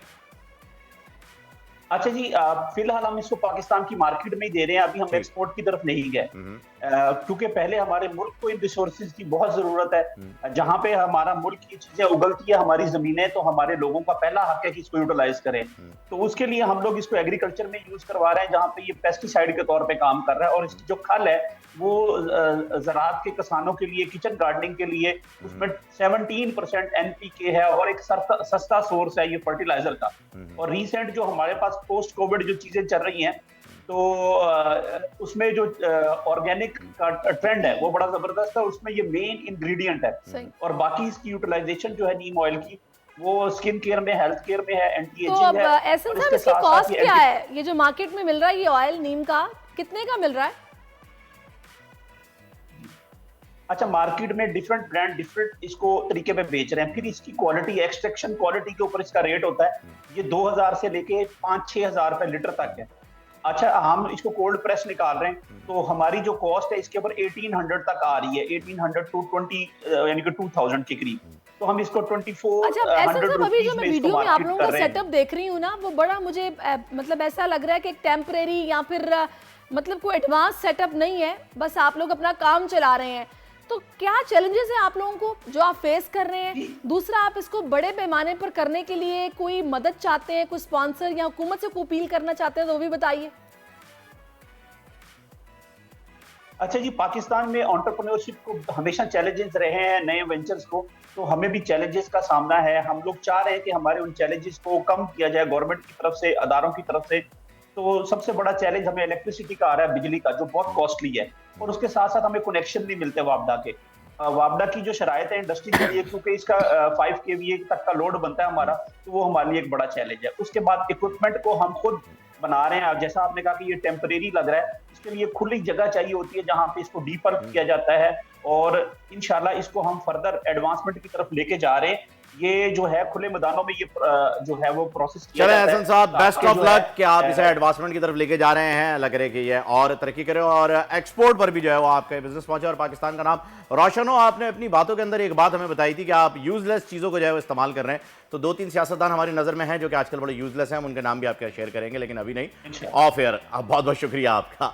अब वापस आ जाते हैं सहरिश, जो कि हमारे साथ मौजूद मेहमान हैं उन पर, क्योंकि मिट्टी के फनपारों के ऐसे शाहकार जो देखे हो जाए हैरान। जी हाँ, आज हम आपको मिलवाने वाले हैं राशिदी आर्ट ग्रुप के मेंबर से, जो कि हमारे साथ मौजूद हैं, इनका तारुफ सहरिश करवाने वाली है। बिल्कुल, इस वक्त समीर खुर्शीद मेरे साथ हैं, समीर शौकत हैं, कबीर अकबर हैं, और ये तीनों नौजवान जो हैं, इनके दीगर साथी भी हैं, लेकिन तीनों ने हमें ज्वाइन किया। ये आर्ट जो है वो सैंड पे बनाते हैं, मतलब तस्वीर अहम शख्सियात की, अफवाज पाकिस्तान के सरबराह हैं, उनकी तस्वीर इन्होंने बनाई हैं। लेकिन ज़्यादा दुख मुझे इस बात का है कि राशिद आर्ट ग्रुप के जो मेंबर्स हैं वो अगले महीने आयरलैंड जाना चाह रहे थे, इंटरनेशनल एक कॉन्टेस्ट में शिरकत के लिए कंपटीशन था, लेकिन इनके पास स्पॉन्सर्स नहीं है, इनके पास इतने पैसे नहीं है कि ये लोग अपना बंदोबस्त करके आयरलैंड जा सकें और वहाँ जाकर ये उस आर्ट मुकाबलों में शिरकत कर सकें। तो सबसे पहले मुझे सब तीनों को वेलकम टू आवर शो, खुशामदीद।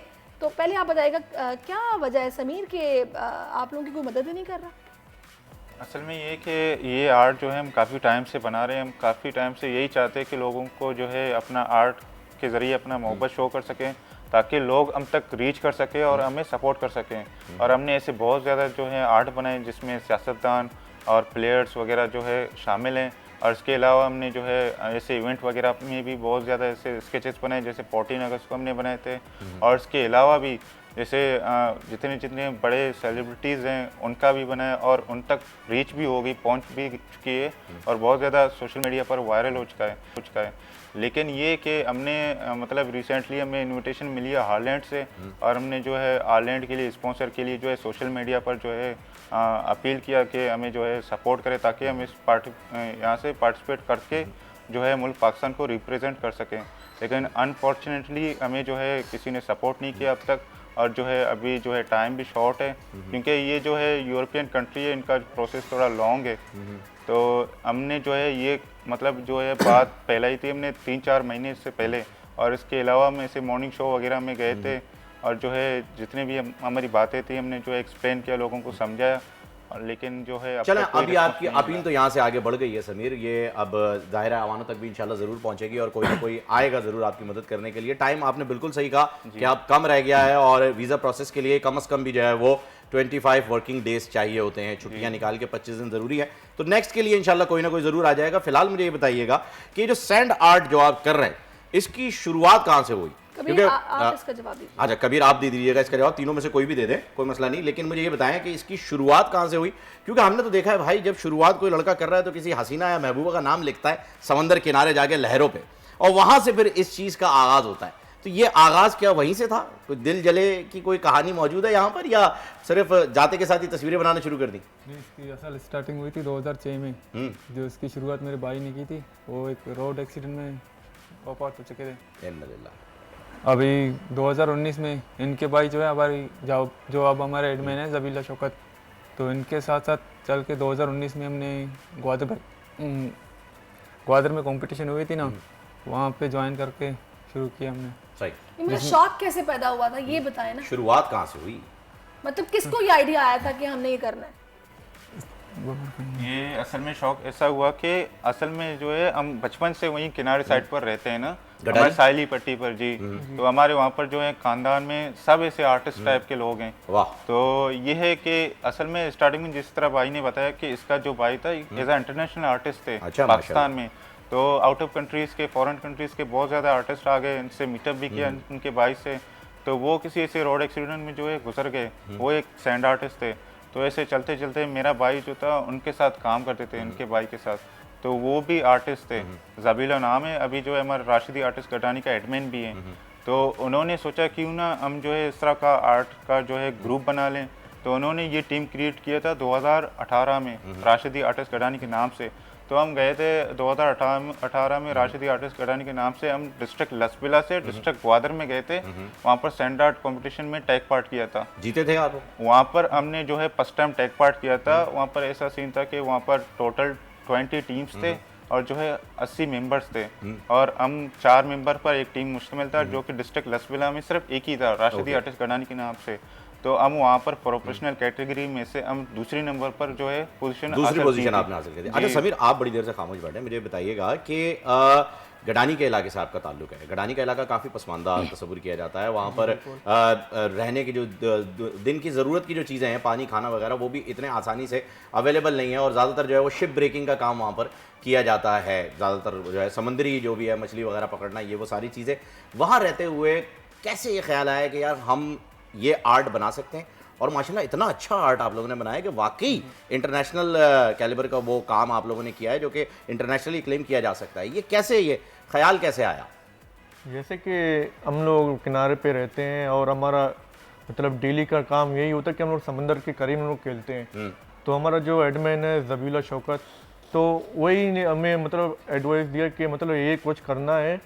मतलब जो किनारे पे हम लोग जाते हैं, कभी इतवार के दिन हम लोग जाते हैं तो ऐसे समंदर में जलपरी वगैरह ऐसे ऊंट बना लेते हैं। तो ऐसे शौक आस्ता आस्ता हम लोगों को शौक पैदा हो गया।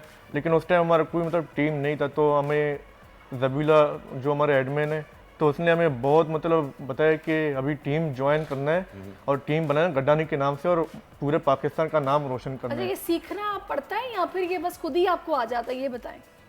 जो चीज़ है, जैसे कि जो चीज़ आपको शौक होता है, खुद पर खुद वो शौक पैदा होता है ना जज्बे में, तो बंदा कुछ भी कर लेना, जितना भी मुश्किल हो, कुछ टाइम तो लगता है लेकिन बंदा सीख जाता है। जैसे कि हमारे जो एडमिन है जबीला शौकत, इसने भी हमें टाइम दिया। तकरीबन हमें 5 साल पूरे होने वाले हैं।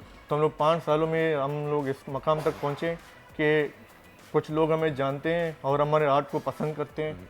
इसलिए मैं चाहता हूँ कि जो पाकिस्तान में हमें सपोर्ट करें ताकि हम आर्ट को मज़ीद आगे तक काफ़ी लोगों तक अच्छा, आप लोगों ने इतनी पर्सनालिटीज़ की पिक्चर्स बनाई हैं, कभी किसी पर्सनालिटी की कॉल आपको आई है कि आपकी पिक्चर मैंने देखी है जो आपने मेरे लिए बनाई है, मुझे बहुत अच्छी लगी है? असल में हमने जो है स्टार्टिंग में ऐसे पर्सनालिटीज़ ऐसे बहुत ज़्यादा बने, जैसे हमने कराची का जो है JDC फाउंडेशन का फाउंडर सैयद जफ़र अब्बास उनका बनाया था, उन्होंने जो है अपने पेज से अपलोड किया था, ठीक है। तो उनसे हमें बहुत ज़्यादा कॉल रीच हो गई, मतलब लोगों ने जो है आर्ट बनवाना स्टार्ट कर दिया। इसके बाद हमने ऐसे PTI ऑफिशियल का, मतलब इमरान खान का हमने स्केच बनाया था, प्रीवियस प्राइम मिनिस्टर का, तो उन्होंने भी PTI ऑफिशियल पे पोस्ट किया था। तो हमने क्रिकेट प्लेयर में से जो है बाबर आजम का भी बनाया था, रिजवान का भी बनाया था, लेकिन हमने जैसे विराट कोहली का बनाया था, इंडियन क्रिकेटर, तो उनका जो है आर्ट बहुत ज़्यादा सोशल मीडिया पर जो है हाईलाइट हो गया, वायरल हो गया। तो ऐसा सीन था कि वहाँ पर मैच हो रहा था, तो पाकिस्तानी क्रिकेट प्लेयर जो कि फास्ट बॉलर हैं शाहनवाज दानी, तो शाहनवाज दानी ने जो है हमारे आर्ट को विराट कोहली तक पहुँचाया, और विराट कोहली ने जो है बहुत ज़्यादा अप्रिशिएट किया और ये कहा कि मुझे मतलब बहुत ज़्यादा पसंद आया। तो मतलब उन्होंने बहुत ज़्यादा अप्रिशिएट किया और सोशल मीडिया पर जो है ये भी बात वायरल हो गई। पेज क्या है आपका पेज, जिसके ऊपर लोग आपके आर्ट को देख भी सके, रीच भी कर सके, आपसे बात भी कर सके? जी, टीम का नाम जो है पेज है उसका राशिदी आर्टिस्ट गडानी के नाम से, बाकी जो है मेरा पर्सनल शौकत के नाम से, जो कि वेरीफाइड भी है इंस्टाग्राम और फेसबुक पेज पर। ठीक है, चले जी, बड़ा अच्छा लगा आप लोगों से मिलके। आप अल्लाह करे कि आपको कोई स्पॉन्सर भी मिल जाए, आप आगे सितंबर में अपने इवेंट पे जा सकें, पार्टिसिपेट कर सकें, मुल्क का नाम रोशन कर सकें, क्योंकि जिस इलाके से आप बिलोंग करते हैं इतनी कम सहूलियात और इतनी प्रॉब्लम्स के साथ आप लोग अपने इस फ़न को जिंदा रखे हुए हैं, साथ लेकर चल रहे हैं, बड़ी अच्छी बात है। तो समीर, समीर और कबीर, आप तीनों का बहुत शुक्रिया। कबीर फंसे हुए हैं समीरों के बीच में। खैर चलें, थैंक यू सो मच, बहुत बहुत मुबारक हो आप लोगों को कि आपने इतना अच्छा आर्ट बनाया और इंशाल्लाह ज़रूर आप इंटरनेशनल में भी जाएंगे। नाजरीन, फिलहाल हम लेते हैं एक वक्फा, क्योंकि वक्फा ज़रूरी है। मिलते हैं छोटे से ब्रेक के बाद। दुनिया बोल है आजकल जिंदगी ही सुबह आउट ऑफ कंट्रोल है, दुनिया बोल है, दुनिया बोल है। वेलकम बैक नाज़रीन, एक मरतबा फिर आपको खुशामदीद कहते हैं। दुनिया बोल है मैं और सारिश आपको बताऊं कि जब हम छोटे थे तब घरों पर नानी, दादी, नाना, दादा की मौजूदगी हमारे लिए सुकून का सबब होती थी, बल्कि ज़रिया माश भी यही हुआ करता था, क्योंकि इन्हीं से हमें खर्ची भी मिलती थी। ख़ुद हमारे पेरेंट्स ने हमें ये तरबियत दी थी कि हम अपने बुज़ुर्गों से जुनून की हद तक मोहब्बत करते थे। और आज अगर हम देखें, इसका कसूरवार खैर हम भी हैं, क्योंकि हम भी अपनी औलाद को वो तरबियत शायद नहीं दे पा रहे जो हमारे वालिदैन ने हमें दी थी। रसूलुल्लाह सल्लल्लाहु अलैहि वसल्लम का फरमान है कि आपके घर में किसी एक भी बुज़ुर्ग की मौजूदगी ऐसी है जैसे किसी अल्लाह के नबी की मौजूदगी हो, क्योंकि बुज़ुर्ग कुछ ना भी करे तो इसके वजूद की ही बरकत इतनी ज़्यादा होती है और इतना इजाफा होता है इससे सैरिश के एक इत्मीनान और सुकून किसी कैफियत नहीं हो जाती। बिल्कुल, आपके माल में इजाफा होता है, पूरा घर परेशानी और मुसीबतों से बचा रहता है। अगर आपके घर वालिदा, वालिद, नाना, नानी, दादा, दादी किसी भी शक्ल में कोई बुजुर्ग मौजूद है तो ये समझ लीजिए कि आपका घर दुनिया के बेहतरीन और लकी घरों में से एक है। और आज international citizen, senior citizen day भी है और इसी मुनासिबत से बात करने के लिए हम इस वक्त ज्वाइन कर चुके मोटिवेशनल स्पीकर हैं जो हमसे कोई अच्छी बातें करेंगे, डॉक्टर जावेद इकबाल साहब। अस्सलाम वालेकुम डॉक्टर साहब। जी वालेकुम अस्सलाम। डॉक्टर साहब,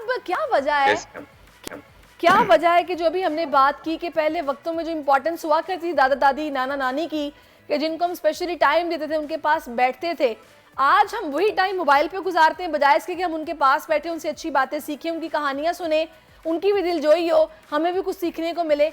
अब ये कल्चर खत्म क्यों होता जा रहा है? देखिए, बात ये कि हर जमाने में ना लोग ये कहते रहे हैं कि ये वाला जमाना बहुत बुरा है, इससे पहले वाला जमाना बहुत अच्छा होता है। Very well. तो मुझे याद है कि हमारे दादा भी ये कहा करते थे, बड़ा बुरा जमाना आ गया भाई, हमारे जमाने में तो बहुत अच्छा होता था। एक तो हमें ये बहुत गलत फहमी दूर कर देनी चाहिए, और इस सिलसिले में ना एक बहुत स्ट्रॉन्ग हदीस भी है, और वो ये है कि जमाने को बुरा मत कहो, इसलिए कि तुम अपने हिसाब से बेहतरीन जमाने में पैदा किए गए हो। एक तो ये बात है, और दूसरी अहम बात यह है कि ये इस बात को आप जनरलाइज नहीं कर सकते, ये इसका ताल्लुक तरबियत के साथ है। जिन बच्चों की, जिन घरों के अंदर ये तरबियत हुई है कि उन्होंने वालिदैन का एहतराम करना है, उन्होंने बुजुर्गों को लुक आफ्टर करना है, तो वहां इस किस्म का कोई प्रॉब्लम नहीं है, चाहे मोबाइल हो। लेकिन जिस जगह पर इस बात को प्रायोरिटी नहीं दी गई और उनकी तरबियत नहीं की गई, तो वहां इस किस्म के प्रॉब्लम मौजूद हैं, और ये प्रॉब्लम आज भी हैं, आज से पहले भी थे। लिहाजा इसका हल ये है कि जैसे आप कर रही हैं, बहुत अच्छा कर रही हैं, कि इसकी अवेयरनेस क्रिएट की जाए और घरों में बच्चों के लिए तरबियत का एक निज़ाम क्रिएट किया जाए। बिल्कुल निज़ाम क्रिएट किया जाए। लेकिन डॉक्टर साहब मुझे ये बताइए, एक चीज़ जिसको हाईलाइट करना यहाँ पे ज़रूरी है, हम वेस्ट से इतना ज़्यादा इंस्पायर हो चले हैं कि हम चॉकलेट भी वो खाते हैं जो फला मुल्क के अंदर से मामू लेकर आते हैं जी, जब भी वो जाते हैं। तो इतना ज़्यादा हमारे ऊपर इन्फ्लुएंस है वेस्ट का कि हमारे पास मीडिया पे भी 5th जनरेशन वॉर में भी जो है वो लगभग हमारा कल्चर तो हारते हुए ही दिखाई दे रहा है। ओल्ड एज होम्स हमने अपने मतलब अगर आप 10 साल पहले की बात करें, एग्जिस्ट नहीं करते थे पाकिस्तान में। अब ये फैशन बन गया है कि इसकी ओपनिंग सेरेमनीज हो रही हैं और लोग अपने बुजुर्गों को वहां छोड़कर भी आ रहे हैं। ये हमें वेस्टर्नाइज कल्चर जो मिल रहा है, हम इसे अडॉप्ट कर रहे हैं, इसमें कसूरवार हम ही हैं। लेकिन इसका इतना इन्फ्लुएंस क्यों है, इसकी क्या वजह है? देखो बेटा, बात यह है कि बात उसकी चलती है जो ताकतवर होता है। जिस जमाने में पूरी दुनिया के अंदर कल्चर चलता था मुसलमानों का, वो इसलिए चलता था कि वो ताकतवर थे। साइंस उनके हाथ में थी, इजादात उनके हाथ में थी, पावर उनके पास थी। तो दुनिया में जो आपकी घर में जो अम्मा काम करती है ना, छोटी बच्ची जो घर में काम करती है, वो देखती होगी गौर से आपकी बेगम साहबा की तरफ और ये सोचती होगी कि मैं वैसा कपड़े पहनाऊंगी जैसे बीबी जी ने कपड़े पहने हैं। जैसे बीबी जी का सूट है ना, किसी दिन मैं वैसा सूट लूंगी। तो इसी तरीके से हमारे लिए ना ये वेस्ट बीबी जी बन गया है। इसलिए कि हमने अपनी तहजीब और अपने कल्चर के ऊपर इन्वेस्ट नहीं किया। अभी आप ईमानदारी से बताएं, एक ऑफिस के अंदर एक आदमी एक 3 पीस सूट पहन के अंदर आए और अंग्रेजी बोल रहा हो, उसके मुकाबले में एक वैसे मेरे जैसा कोई आम सा आदमी शलवार कमीज पहनी है, थोड़ा खेड़ी पहनी अंदर आएगा, इससे पहले कि वो मुंह से एक लफ्ज निकाले, उसके अंदर आने का हेलो इफेक्ट इतना होगा कि मैनेजर उठ के आके उस 3 सूट वाले को कहेगा, सर हुक्म करें, मैं क्या काम करता हूं। इसलिए कि हमने अपनी तहजीब पर मेहनत नहीं की। अपने घरों के अंदर हमने वैल्यू सिस्टम डेवलप नहीं किया। जब अपने घरों में हमने वैल्यू सिस्टम ही वो डेवलप कर दिया जिसमें पैसे की वजह से इंसान बड़ा होता है, तो फिर रिश्ते पीछे रह जाएंगे। अच्छा, यहाँ पर और पैसा ऊपर डॉक्टर मैं चाहूंगी, सॉरी टू इंटरप्ट यू, थोड़ा सा मैं और भी इसमें ऐड करूंगी। जड़ मेरी नजर में है, आजकल की जो बच्चियां स्पेशली, या फिर उनकी माएँ हैं जो उनकी तरबियत कर रही हैं, रिश्ता वो देखो कि जिस लड़के के आगे पीछे कोई ना हो, जिसके यहाँ तो माँ बाप ना हो या अकेला रहता हो। एक तो ये वजह भी बहुत बड़ी है कि बच्चियों को घर से ये सीख मिल रही है कि तुमने खिदमत तुम्हें ना ही करनी पड़े तो ज्यादा बेहतर है, और अगर वो मिल जाए तो फिर ये कोशिश होती है कि अलग होना है, साथ नहीं रहना, जी मैं जिम्मेदारी बच्चों की पूरी कर लूँ, यही बड़ी बात है, मुझसे नहीं संभाले जाते, या फिर इन्हें बोलो दूसरे बहन भाइयों के घर जाएं। ये जो एक माइंडसेट है, ये क्यों? हमारा कल्चर तो ये नहीं है, इस्लाम तो मैं ये नहीं सिखाता। देखो बेटा, इसमें ना ये बड़ी कॉम्प्लेक्स बात है। इसका जवाब जो है ना हाँ या ना में, यस और नो में नहीं है। एक बात बहुत जरूरी समझने की है, वो ये है कि हमारे दीन के अंदर कॉन्सेप्ट ये है कि जब एक लड़का शादी के काबिल हो जाए या एक लड़की शादी के काबिल हो जाए, तो उसका शादी में काबिल होने का मयार ये है कि वो इंडिपेंडेंटली लुक आफ्टर कर सकती हो उन रिस्पॉन्सिबिलिटीज को जो कि एक बीवी की रिस्पॉन्सिबिलिटी है और जो एक माँ की रिस्पॉन्सिबिलिटी है। दूसरा एक बहुत बड़ा मिसकॉन्सेप्ट हमारे माशरे में है जो कि इस्लामिक नहीं है। इस्लाम में जॉइंट फैमिली सारे एक उसमें रहें, ये बेसिकली बहुत पसंदीदा काम नहीं है। लेकिन अगर एक वालिद बीमार है फिजिकली, फिर तो जाहिर है उसको सपोर्ट के लिए एक बेटा क्या सारे बेटे चाहिए होंगे। उसका भाई भी आ जाए, उसकी फूफी भी आ जाए, वो ठीक है। लेकिन उसूली तौर पर जिस वक्त एक बेटा उसकी शादी की ही उस वक्त जाए जिस वक्त वो इंडिपेंडेंटली एक फैमिली का हेड बनकर एक फैमिली को लुक आफ्टर कर सकता है, और वालिदैन यानी है वो अपनी लुक आफ्टर खुद करें। जहां उनको फिजिकल सपोर्ट की जरूरत है वहां औलाद मौजूद हो। एक ये बात। दूसरी बड़ी जरूरी बात यह कि वेस्ट के बारे में ना बास चीजों को हमें पता होता नहीं है, और हम ये कहना शुरू कर देते हैं, देखो जी वहां तो वालिदैन को है वो ओल्ड होम में डाल देते हैं। ये ऐसा नहीं है कि वो वालिदैन से मोहब्बत नहीं करते और उनको सजा के तौर पर डाल देते हैं। उस मुआशरे का कल्चर ये है कि जो बच्चा पैदा होता है ना, उसको आजादी राय होती है और एक्ट करने की आजादी होती है।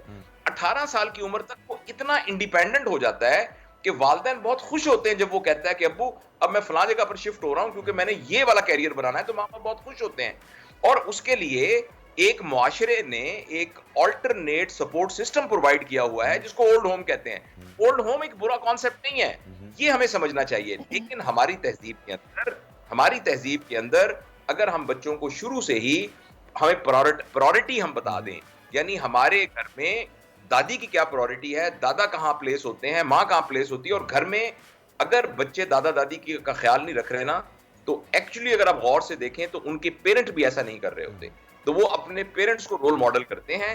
लिहाजा मुख्तसर आखिरी बॉटम लाइन जो इसकी वो ये है, हमें अपने घरों में इस तरह का माहौल क्रिएट करना चाहिए जिसमें वैल्यूज अहम हो, पैसे की कसरत अहम ना हो। एग्जैक्टली डॉक्टर साहब, वैल्यूज की ही अगर हम बात करें तो आज जो हम सीनियर सिटीजन की बात कर रहे हैं, जैसे दादा दादी, नाना नानी, मुझे अच्छी तरह याद है कि जब हम छोटे थे और घूमने फिरने जाया करते थे, मोहल्लों में घूमा करते थे दोस्तों के साथ, तो जो दोस्तों के दादा दादी होते थे हम उन्हें भी दादा या दादी कहते थे, जो उनके नाना नानी होते थे उन्हें भी हम, और आज बड़े होने के बाद भी अगर कभी मुलाकात हो जाए और कोई हयात मिल जाते हैं तो हम उन्हें उन्हीं नामों से पुकारते हैं जिनसे उनके अपने सगे पोता पोती या नवासा नवासी पुकारा करते थे। तो ये एक कल्चरल वैल्यू की ही बात है जो हमारे माशरे का बड़ा ही खूबसूरत सा जुज हुआ करती थी, पर अब वो मिस हो गया है। हमारी कोताही है, इसमें कोई शक नहीं है। टेक्नोलॉजी को हम अगर कसूरवार ठहरा रहे हैं तो टेक्नोलॉजी भी तो हम ही लाए ना, हम ही वो इस्तेमाल कर रहे हैं, हम ही ने मोबाइल खरीद के बच्चों को दिया है जिसकी वजह से वो नहीं कर पा रहे।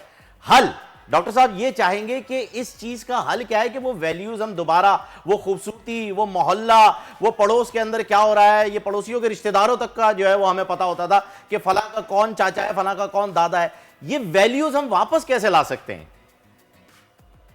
देखिए, जब एक इमारत गिरती है ना तो एकदम पूरी दीवार गिर जाती है। अब कहते हैं हम इसको बनाएं कैसे। वो दीवार के गिरने में 15 सेकंड लगे थे, मगर दीवार के बनने में कई महीने लगते हैं। जब वैल्यूज तबाह होती हैं तो वो सडनली तबाह हो सकती हैं, लेकिन जो उनको बनाने के लिए असरे नौ मेहनत करनी पड़ती है। और वो असरे नौ मेहनत में एक बहुत जरूरी बेटा बात याद रखने की है कि मुआशरा जो है वो एक पानी के तालाब की तरह होता है। उसमें अगर आप चाहते हैं कि एक कॉलम पानी का इकट्ठा कर दें, ऐसे ये वाली वैल्यू ले आए कि सब दादा दादी की खिदमत करना शुरू कर दें, तो उसके लिए जितना पानी चाहिए ना उस एक कॉलम को बिल्ड करने के लिए वो 10 बाल्टियां हैं। लेकिन जब आप तालाब में 10 बाल्टियां डालेंगे तो पूरे तालाब की सतह सिर्फ आधा इंच ऊपर होगी। मुआशरे में कभी भी आइसोलेटेड एक अच्छी बात क्रिएट नहीं की जा सकती जब तक मुआशरे की सारा सिस्टम ऊपर ना हो। इसका ताल्लुक हमारे पॉलिटिकल सिस्टम के साथ भी है, हमारे जस्टिस सिस्टम के साथ भी है, हमारे एडमिनिस्ट्रेटिव सिस्टम के साथ भी है, हमारे रिलीजियस टीचिंग के सिलसिले में जो हमारे अंदर मिसअंडरस्टैंडिंग्स हैं उसके साथ भी है, हमारी इकोनॉमिक स्टेटस के साथ है। तो मुआशरा जब पूरा ऊपर होगा तो फिर ये सारी, अब कुछ लोग कहते हैं डॉक्टर बड़े खराब हो गए जी, डॉक्टर बड़ा, वकील बड़े खराब हो गए जी, फलाना, तो अकेले डॉक्टरों को ठीक नहीं किया जा सकता। तो ये वाली वैल्यू भी अकेली ठीक नहीं की जा सकती। इसके लिए पूरे मुआशरे के अंदर एक वैल्यू सिस्टम जो ऊपर से ट्रिकल होके आए। सही जी। अच्छा डॉक्टर साहब, एक चीज हमें और अपना वजीर आजम नजर आना चाहिए जो कि इन वैल्यूज को फॉलो करे। सही, बिल्कुल आपने ठीक कहा। जी बेटा। अच्छा, एक चीज और भी है डॉक्टर साहब, अक्सर हम कहते हैं ना कि बुजुर्गों के हवाले से स्पेशली कि जब बुजुर्ग हो जाते हैं तो उनकी आदतें बिल्कुल बच्चों जैसी हो जाती हैं। सम टाइम वो बच्चों वाली खाने वाली चीजें भी मांगते हैं। जाते हैं कि स्लैंग भी यूज होता है। नहीं वो तो खैर 60 होने के बाद वैसे वो है, 60 के जब हो जाते हैं तो कहते हैं सटिया जाना। नहीं तो मतलब मेरे कहने का मकसद ये है कि वो बाजू का तुम देखते हैं ना कि बड़े भी कहेंगे जी बच्चे अगर कोई लॉलीपॉप खा रहे हैं तो मुझे भी खिलाओ, तो वाकई आते कुछ बच्चों वाली हो जाती है। लेकिन हम लोग सम टाइम पेशेंस का मुजाहरा नहीं करते, जो हमारे अंदर बर्दाश्त की कमी है ना, कि अगर कुछ ऐसा हो रहा है जो हमें नहीं अच्छा लग रहा और हमें करना भी पड़ रहा है तो हम वो, वैसे तो कहा गया कि उफ तक ना कहो, लेकिन हम सम टाइम उफ भी कह जाते हैं कि भाई क्या मसला है, मेरी प्रॉब्लम्स भी तो देखे ना, कि मैं दिन भर जॉब करके आऊँ और आके फिर आपके प्रॉब्लम्स देखूं। तो ये जो पेशेंस की कमी है, बर्दाश्त की कमी है, इस पर आप क्या मैसेज देंगे या समझाएंगे, ये किस तरह हमें अपने अंदर पैदा करनी है? देखो बेटा, कुरान की एक आयत है जो कि दुआ भी है, जो अपने वालिदैन के लिए करने की है कि अल्लाहुम्मा अरहमहुमा कमा रब्बी यानी सगीरा। इसका मतलब है कि ए अल्लाह, तू उन पर उस तरीके से रहम कर जैसे ये मुझ पर रहम करते थे जब मैं छोटा होता था। तो जब ये वाली अवेयरनेस बच्चे को होगी कि मैं भी तो इनके कपड़ों पर पेशाब कर दिया करता था, मैं भी तो फजूल बातें इनके साथ कर दिया करता था, और ये मेरी खातिर मेरी माँ जो है वो गीली साइड पे सोती थी और खुद खुश साइड पे मुझे सुलाती थी। तो इसका ताल्लुक भी इस बात से है कि घर के अंदर वालिदैन और बच्चों के दरमियान एक मोहब्बत का रिलेशनशिप कैसा डेवलप हुआ है। और मैं चूंकि पेरेंटिंग के ऊपर कुछ काम करता हूं और रिसेंटली मैं आजकल इस पर काम कर रहा हूं कि जो कुरानिक पेरेंटिंग के प्रिंसिपल्स अल्लाह ताला ने, क्योंकि अल्लाह ताला ने हमें बनाया है तो वो जानता है कि क्या है, तो आप हैरान होंगे ये जितने बात आप सवाल पूछ रहे हैं, जितनी बातें कर रहे हैं, इनके बहुत प्रैक्टिकल, मसलन ये जो मैंने आयत पढ़ी है, अल्लाहुम्मरहुम्हुमा कमा रब्बियानी सगीरा, ए अल्लाह मेरे वालिदैन पर उसी तरह रहम फरमा जैसे ये मुझ पर रहम करते थे जब मैं छोटा था। तो ये इतनी बड़ी टीचिंग है बच्चों के लिए कि यार तुम्हारे ऊपर भी तो सारे रहम किया जाता था, तुम भी तो बेवकूफियां करते थे, तुम भी तो घर से चोरियां करते थे, तुम भी तो कभी कभी तंग किया, मेहमानों के सामने अजीब करते थे। तो अब अगर फर्ज करें अपनी फिजिकल कंडीशन की वजह से और उनकी फिर बायोलॉजी की वजह से उनकी साइकोलॉजी डिस्टर्ब हुई है, तो ये रिस्पॉन्सिबिलिटी है बच्चों की कि वो इस बात को एहसास करें। वहां एक बात और भी बड़ी जरूरी है कि पेरेंट्स के लिए भी एक बड़ा जरूरी है कि पेरेंटिंग होती है, पता नहीं आपको मेरी मुट्ठी नजर आ रही है, पेरेंटिंग होती है ऐसे, जब बच्चा पैदा होता है ना तो वो ऐसे मुट्ठी में होता है बिल्कुल, लेकिन जो हर दिन के हिसाब से पेरेंट्स को अपनी मुट्ठी को ऐसे ऐसे ऐसे ऐसे खोल देना चाहिए और जब बच्चों को भी जो है वो फ्री हैंड देना चाहिए। बहुत ही जबरदस्त और जामे गुफ्तगू आपने फरमाई डॉक्टर साहब, बहुत बहुत शुक्रिया। वक्त की किल्लत की वजह से मजीद जो है वो हम इस पर बात नहीं कर पाएंगे, हमें अगले सेगमेंट में बढ़ना होगा। लेकिन डॉक्टर साहब आपने जितनी भी गुफ्तगू इस पर की है उससे यकीनन इस बात का अंदाजा हो गया है कि माशरे को बदलने के लिए इंसान को खुद अपने अंदर से जो है वो चेंज लाना होगा और हर लिहाज से इस चेंज की जरूरत है। बहुत शुक्रिया। और अब बोल्ड प्रोडिक्शन का जो है वो वक्त हो गया है। नाजरीन सारिश, मेरे ख्याल में माशी मुश्किलात का जो नया चैलेंज है वो निगरा सेटअप के लिए कितना खतरनाक और टेंशन वाला होने लगा है। ये मुस्तकबिल का हाल जानने के लिए हमारे साथ उनसा शाह मौजूद है आज। जी बिल्कुल उनसा, अस्सलाम वालेकुम, गुड मॉर्निंग। गुड मॉर्निंग, कैसे हैं आप दोनों? अल्लाह का शुक्र। उनसा, मुझे ये बताइएगा कि क्या हालात और वाक़यात रहने वाले हैं, कार्ड्स क्या बता रहे हैं? जी बड़ा ज़बरदस्त जो है फ़हीम का सवाल था कि निगरा सेटअप केयरटेकर गवर्नमेंट आ चुकी है और उनके लिए क्या चैलेंजेस रहेंगे। अब कार्ड तो बड़े ख़तरनाक से आए हैं, बल्कि बड़े चैलेंजेस नज़र आ रहे हैं। इसमें 5 ऑफ कप्स का कार्ड है, किंग ऑफ सोर्ड्स का कार्ड है, 2 ऑफ सोर्ड्स का कार्ड है। तो यहाँ पर जैसे पास्ट की बात करें कि पास्ट में काफ़ी फाइनेंशियल लॉसेस हुए हैं, इकोनॉमी जो है वो काफ़ी डाउन नज़र आ रही है। तो ये अगर आने वाला जो सेटअप है उसको भी यहाँ पे किंग ऑफ सोर्ड बहुत समझदारी वाले फैसले करने पड़ेंगे। अगर ये प्रैक्टिकल फैसले करेंगे, अगर दिमाग से सोचेंगे और मुल्क के मफाद के लिए जो है काम करेंगे तो होगा, चीज़ें बेहतर होंगी। लेकिन यहाँ पर 2 ऑफ सोर्ड्स का कार्ड है, फिर यहाँ पर 5 ऑफ कप्स का कार्ड है, तो चैलेंजेस बहुत ज़्यादा है, बहुत ज़्यादा। इकोनॉमी हो, पॉलिटिकल चैलेंजेस हो या हर लिहाज से अगर हम देखें। सही, चलें जी, अल्लाह ताला बेहतर करे। चैलेंजेस तो बहुत ज़्यादा है, लेकिन अल्लाह करे कि बड़ा हिकमत के साथ इन चैलेंजेस को फेस किया जाए और इसका कोई हल निकाला जाए। उनसे होरोस्कोप की तरफ आते हैं कि लोग इंतज़ार कर रहे हैं कि उनका हफ्ता कैसा गुजरने वाला है। आने वाला जो अभी स्टार्ट हो रहा है, आज मंडे है और एरीज की बात करते हैं। एरीज वालों के लिए आने वाला हफ्ता बहुत अच्छा रहेगा, पॉजिटिव रहेगा। एम्प्रेस का कार्ड है, बिजनेस में ग्रोथ नज़र आ रही है और इसमें मुझे जो है जिस काम में भी एरीज वाले हाथ डालेंगे, अगर शादी करते हैं तो भी मुझे अच्छी पॉजिटिविटी नज़र आ रही है। फाइनेंसेस कहीं पे इन्वेस्ट करते हैं तो भी उनके लिए बहुत अच्छा है। प्रमोशन हो सकती है, जॉब में तरक्की नज़र आ रही है, सैलरी इंक्रीज हो सकती है। टॉरस की बात करें तो टॉरस वालों के लिए थोड़ा फोकस की ज़रूरत है। जो भी काम करना चाह रहे हैं, अगर शादी की भी बारे में सोच रहे हैं या कहीं जॉब करने के बारे में सोच रहे हैं तो फोकस उनके लिए बहुत ज़्यादा ज़रूरी है। गुड न्यूज़ आ सकती है टॉरस वालों के लिए, अगर कहीं जॉब अप्लाई की है, इंटरव्यू दिया है, प्रपोजल आ सकता है टॉरस के लिए। और जेमिनाई वाले थोड़ी मुश्किलात का शिकार नज़र आ रहे हैं, ट्रैवलिंग हो सकती है जेमिनाई वालों की, लेकिन मतलब मुझे थोड़ी सी रुकावटें इनके कामों में हो सकती हैं, लेकिन रुकावटें एनर्जी नजर आ रही है। और शादी के बारे में भी अगर सोचते हैं, रिश्ता भी आता है तो जैसे काम जैसे अटक अटकते होगा। कैंसर के लिए भी मुझे थोड़े से ब्लॉकेजेस नज़र आ रहे हैं, वक्ती ब्लॉकेजेस हैं, यानी कि वक्ती तौर पे उनका काम नहीं होगा, ऐसा फील होगा कि काम नहीं होगा, लेकिन आगे जाके वो काम हो जाएगा। कुछ एक टेम्परेरी एनर्जी है, जैसे शादी के हवाले से हो, लव लाइफ के हवाले से हो, कारोबार के हवाले से हो, थोड़ी सी मुश्किलात का शिकार रहेंगे कैंसर के बाद लियो है, लियो वाले की अप्स एंड डाउन्स नजर आ रहे हैं। लियो वालों को थोड़ा उनके आसपास नेगेटिविटी है तो उनको मतलब जरा लोगों से अपनी बातें, पर्सनल बातें शेयर ना करें तो बेहतर है। अदरवाइज मुझे लगता है कि चीजें लियो वालों के लिए इस हफ्ते बेहतर रहेंगी। गीबत नहीं करनी है लियो वालों को, ठीक है, आगे गीबत नहीं, शेयर नहीं करें अपनी पर्सनल बातें जो है ना। अपनी बातें नहीं करनी तो अपनी किसी बातों और में कोई की ना कोई करो तो वो इन्वॉल्व ही कीमत होगा ना कि होती नहीं है। फला ने मेरे साथ ये कर दिया, फला की कीमत। नहीं, वो अपने बारे में सोचे, क्योंकि मुझे यहाँ पे जेलसी, हसद, इस तरह की चीजें बहुत नजर आ रही है लियो वालों की लाइफ में। लियो के बाद वर्गो के पे आते हैं, बहुत बिजी रहेंगे वर्गो वाले ये हफ्ता, बहुत क्रिएटिव कोई काम करते हुए नजर आ रहे हैं, कोई बिजनेस करना चाह रहे हैं तो ये अच्छा टाइम है, बिजनेस स्टार्ट कर लें, जॉब स्विच करना चाह रहे हैं तो भी अच्छा है, अपॉर्चुनिटीज आती हुई नजर आ रही हैं। प्लानिंग करते हैं वर्गो वाले लेकिन काम नहीं करते हैं, मतलब उस प्लान पे एक्शन नहीं लेते हैं, तो ये वक्त है एक्शन लेने का, बिल्कुल काम तो हमें लग रहा है वर्गो वाले हमारे ऑफिस में बहुत हैं। प्लानिंग बहुत करते हैं। ओके, लिब्रा वाले जो हैं किसी दोस्त को याद करते हुए नजर आ रहे हैं, यानी किसी को मिस कर रहे हैं, कोई आपका एक्स है, कोई आपकी कोई दोस्त है, उसको मिस कर रहे हैं, पुरानी यादें इनके जहन में बहुत ज्यादा आएंगी लिब्रा वालों के लिए। शायर बन गए लिब्रा वाले।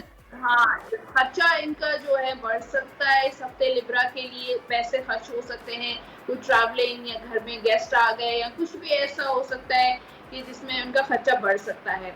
स्कॉर्पियो वालों बहुत सारे लोगों के साथ मीटिंग्स, इंटरेक्शन नजर आ रहा है, कम्युनिकेशन, जो लोग लव लाइफ में ब्लॉक हैं, बात नहीं हो रही है, नाराजगी हो गई, दोबारा पैचअप हो सकता है, दोबारा कम्युनिकेशन हो सकती है। फाइनेंशियली कारोबार के हवाले से भी लोगों के साथ मुलाकातें, बिजनेस मीटिंग्स बहुत सारी होंगी। रुके हुए काम भी होंगे या नहीं? बोले स्कॉर्पियो वाले बोले बातचीत होगी तो काम होंगे ना। हाँ। तो कम्युनिकेशन के बाद ही काम होता है, यानी बैलेंस लोड करवा लें, स्कॉर्पियो वाले बैलेंस लोड करवा लें, कम्युनिकेशन का वक्त आ गया है। ये 30 रुपए का बैलेंस लोड कर दें जी।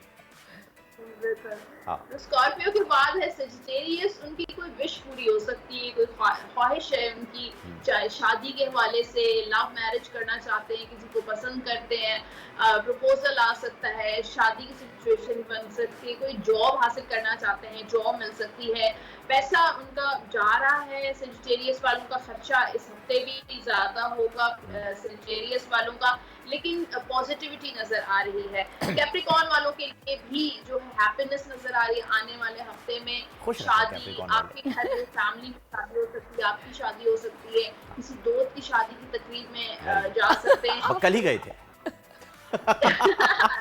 पर लेट हो, एक दिन लेट हो गया हमारा, और कार्ड जो है कल ही गए थे। तो कैप्रिकॉर्न वाले जो हैं वो किसी के साथ पार्टनरशिप पे काम अगर करें तो उनके लिए बहुत अच्छा है। बैरूने अगर कोई वीजा वगैरह इमिग्रेशन अप्लाई की है तो वो भी बहुत अच्छा है। बाहर जाना चाहते हैं, ट्रैवल करना चाहते हैं तो वो भी उनके लिए बहुत अच्छा है। लेकिन कोई दोस्त उनकी हेल्प कर सकता है, किसी काम में अगर फंसते हैं तो किसी दोस्त से मदद ले सकते हैं, या कोई फैमिली मेंबर है वो भी हेल्प कर सकते हैं। मैं शादेब रोहिला से मदद लूंगा। हाँ, एक्वेरियस वालों के पास पैसा आएगा इस हफ्ते, पैसा काफी जो आपने काफी टाइम से जो आप एफर्ट कर रहे थे, मेहनत कर रहे थे, उसका फल आपको मिलता हुआ नजर आ रहा है। आपकी सैलरी बढ़ सकती है, आपको प्रमोशन हो सकती है, इन्वेस्टमेंट किए प्रॉफिट हो सकता है। अगर प्रॉपर्टी अगर सेल करते हैं तो भी आपके लिए बहुत अच्छा है। प्रपोजल आ सकता है, लव मैरिज के काफी चांसेस हैं एक्वेरियस वालों के। पाइसेस वालों को थोड़ा रेस्ट करने की जरूरत है, अपनी हेल्थ का ख्याल रखें, और अगर काफी टाइम से तो बहुत ज्यादा बिजी थे आप, तो अब थोड़ा सा आपको जो मेडिटेशन आपके लिए बहुत जबरदस्त है। पीस ऑफ माइंड आपके लिए, जो भी ऐसा काम करे जिससे आपको सुकून मिलता है, जिससे आप रिलैक्स फील करते हैं, वो जरूर कीजिए। कहीं सफर पे चले जाइए, किसी दोस्त के साथ मुलाकात कर लीजिए। तो पाइसेस वालों का भी अच्छा टाइम रहेगा, लेकिन काम थोड़े उनके स्लो चलेंगे। स्लो चलेंगे तो उसके साथ साथ आप कोई एक्टिविटी ऐड कर लें जो भी आपको पसंद है। Slow and steady wins the race. अच्छा सैरिश, मैंने एक चीज नोटिस की है, ये जो 12 होरोस्कोप इन्होंने बताया ना, 10 की शादी या सेटिंग का तस्करा है इस हफ्ते। ये तो इंसान को मैं कब से कहती हूं, ये 12 में से 10 जो है ना, ये आपस में शादी या सेटिंग इनकी हो सकती है। बाकी बेचारे 2 है ना, इनके लिए कुछ करना पड़ेगा, इनको कोई सदका खैरात की जरूरत है, क्योंकि ये इतने मनूस क्यों चल रहे हैं कि इनके यहाँ ना सेटिंग हो रही है ना शादी हो रही है, कार्ड ही नहीं आ रहे हैं। चले ये उनसा ये कल आपसे पूछेंगे आखिर वजह इसकी क्या है इंशाल्लाह। बहुत शुक्रिया आपका, आप हमारे साथ मौजूद रही। नाज़रीन, प्रोग्राम का वक्त अब खत्म हो गया है, मुझे और फहीम को इजाजत दीजिए, अपना बहुत ख्याल रखिए। अल्लाह हाफिज। अल्लाह हाफिज। आजकल जिंदगी ही सुबह आउट ऑफ कंट्रोल है, दुनिया बोल है, पूरी दुनिया बोल है। आप लोग पाकिस्तान में आजाद है। सहाफती उसूलों पर कारबंद, बोल न्यूज ने रखी रिवायत बरकरार। बोल न्यूज की जानिब से देखने वालों को यौम आजादी की बेहद मुबारकबाद। मुल्क भर से जश्न आजादी की तकरीबात बोल ने दिखाई अपनी स्क्रीन पर। पाकिस्तान के 76वें यौम आजादी का जश्न, बोल ने सुनाई पाकिस्तान जिंदाबाद के नारों की गूंज। बोल की सबसे बड़ी ट्रांसमिशन में पाकिस्तान का नाम रोशन करने वालों ने दिए कौम को पैगामात। बेपनाह मुश्किलात का सामना करके इस मुल्क को हासिल किया। आजाद कौमों को बहुत सी कुर्बानियां देनी पड़ती हैं। 76 वालियों में आजादी का दिन जोश खरोश के साथ मना, क्योंकि जिंदाबाद पाकिस्तान ये है बोल की पहचान। सब्सक्राइब करें और बेल दबाएं ताकि कोई खबर रह न जाए।